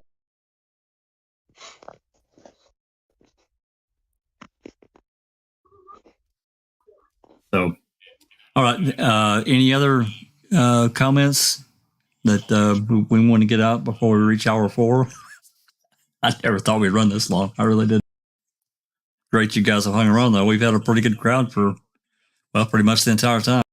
I just think it's really interesting, this whole aspect of the civil thing and how it's intertwined into a lot of different people and third parties tied in with lawyers, and it's just a mess for them. It has to be an absolute disaster for these lawyers. It has to be. Yeah, but Bethany in chat. Hi, Bethany. Hey, She Beth. says Colborn may have realized he was being used to set up Stephen to make Jim look like the planter. What if the planter is Sarcharsky or however it's spelled? Oh, okay. Hey, just call him Alien Boy. Kacharsky. And then we've got Graham Holberton, who joined us in chat. He says, if AC is caught out for wrongdoings and claimed to be following orders and was offered immunity for his part to give up, who gave the orders? I believe he just may take that offer. Well, it just depends if he's really put into a situation that he can't get out of and it's going to cause him some real legal trouble. He may give it up. But I think Suppercuff's right. If you get him in the chair and the right lawyers in front of him, he's going to crack. He's going to break. Be like a flood. The only thing with the only thing with the immunity part of it would be immunity for what? What would he be charged with that he would need immunity from? I'd have to look at the statute of limitations on perjury, but Yeah. I think it might be up by now. So I don't know. I don't know that there is something that he could actually be charged for that he would need immunity from. I was thinking it was 10 years, but I could be wrong. Yeah, I think it would be long, but I don't think it's going to be this long. No, I don't either. I'm not even sure that it was 10 years. I think I looked that up one time. God, it's been a long time ago. I'm thinking 10 years, but that could be right. Okay. For future stuff on this or what I'm working on, something I'm going to be working towards in the future, so we can keep more of this information memorialized. I am going to try to get as many of these hearings, the audio part of the hearing, that I can, and get them, converted over to a video, get them in the playlist, and that way they're there, and we can go back and listen or whatever. I'm definitely going to be working on that. And I don't know what this is going to. I guess they're going to be doing depositions here in the next 20 something days, because it said the email said they got to be done by the 20th, so they got to get it on. I'm not sure who else is being deposed, but.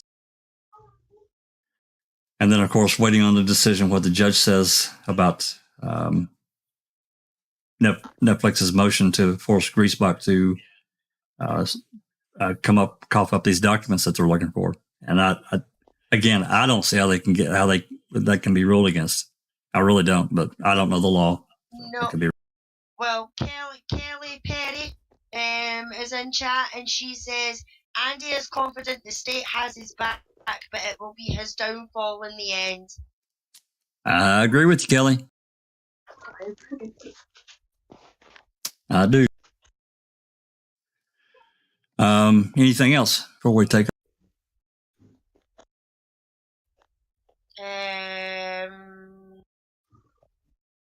No, but we're all good with the looks yet. But Rhonda says he'll be sweating like a whore in a church on Christmas morning. My dad and grandfather, my dad used to say that. My grandfather too. Oh, good. Hey, Dr. Silkman, Dr. Silkman, what did you mean by a prisoner? Dr. Silkman said if Colborn fails, he will take prisoner with him.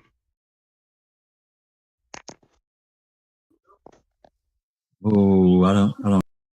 Is he in chat with us? Oh no, he just not. He's in live chat. He's in the live chat. No, he's not in live chat. Yeah, he's in live chat. Oh, okay. Oh, he will take prisoners with him. Okay, so, I get what he means now. Yeah, he's not going down alone. Right. Yeah. Gotcha. That's very possible. Nice Life says Rimika even questioned him on the plate call, and calling in the plate call, and Colborn answered negative. Now, that's an interesting call. Talking about Rimika, that was an interesting call that I put in the playlist the other day, or maybe last week, where Rimika was talking to I think it's Todd Herman, actually, because they were throwing Single Love under the bus. But he was talking about, him and Link went over to talk about going over there to Avery's on the 3rd, and he's like, we walked through. I just don't think the guy's involved, and he's talking just normal. The only one that raised the eyebrow with him was Scott Blodorn. Wouldn't look up, kept looking at the floor. Cyber Cop's probably been taught more about that kind of thing than information that I know. But does that kind of in a policeman's mind, does that kind of designate this guy's not being honest or he's withholding? Absolutely. Anytime they won't make, so when they won't make eye contact with you, or they refuse to break eye contact with you, those are two huge indicators that somebody's not being truthful, or they have something to hide. Yeah, that's kind of what I thought too. So, all right. We're right at 4 hours. I really want to thank everyone, especially everybody here in live chat, here on Discord that's came along. Anything new that we get, we would have got this out sooner, but it just wasn't the opportunity to do so. But so soon as we get anything new, I'm going to be trying to get some of these hearings as soon as I can, if I can. I may not even be able to get them. I don't know. I'm not sure the entire process. I just know that some of the files that Cherie and Frank have been able to get had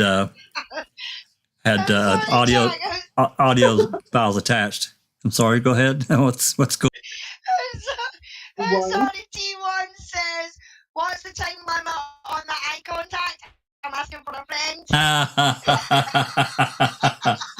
T1. Oh, you crack me up, T1. I Yeah. love it. When you find out, DM me and let me know, dude. I'm sorry, Andy B, but we need to go. Yeah, Andy. Yeah, you're working on a project anyway, man. You got to get your 40 winks, or at least 25. And what he's working on, it's going to be really good. Anyway, all right. I'd like to thank everybody, and we're gonna. If you like what we did tonight, there, give us a like and a subscribe. Turn on the bell. Give us some feedback, and we'll do some more next time. This has been a Foul Play production.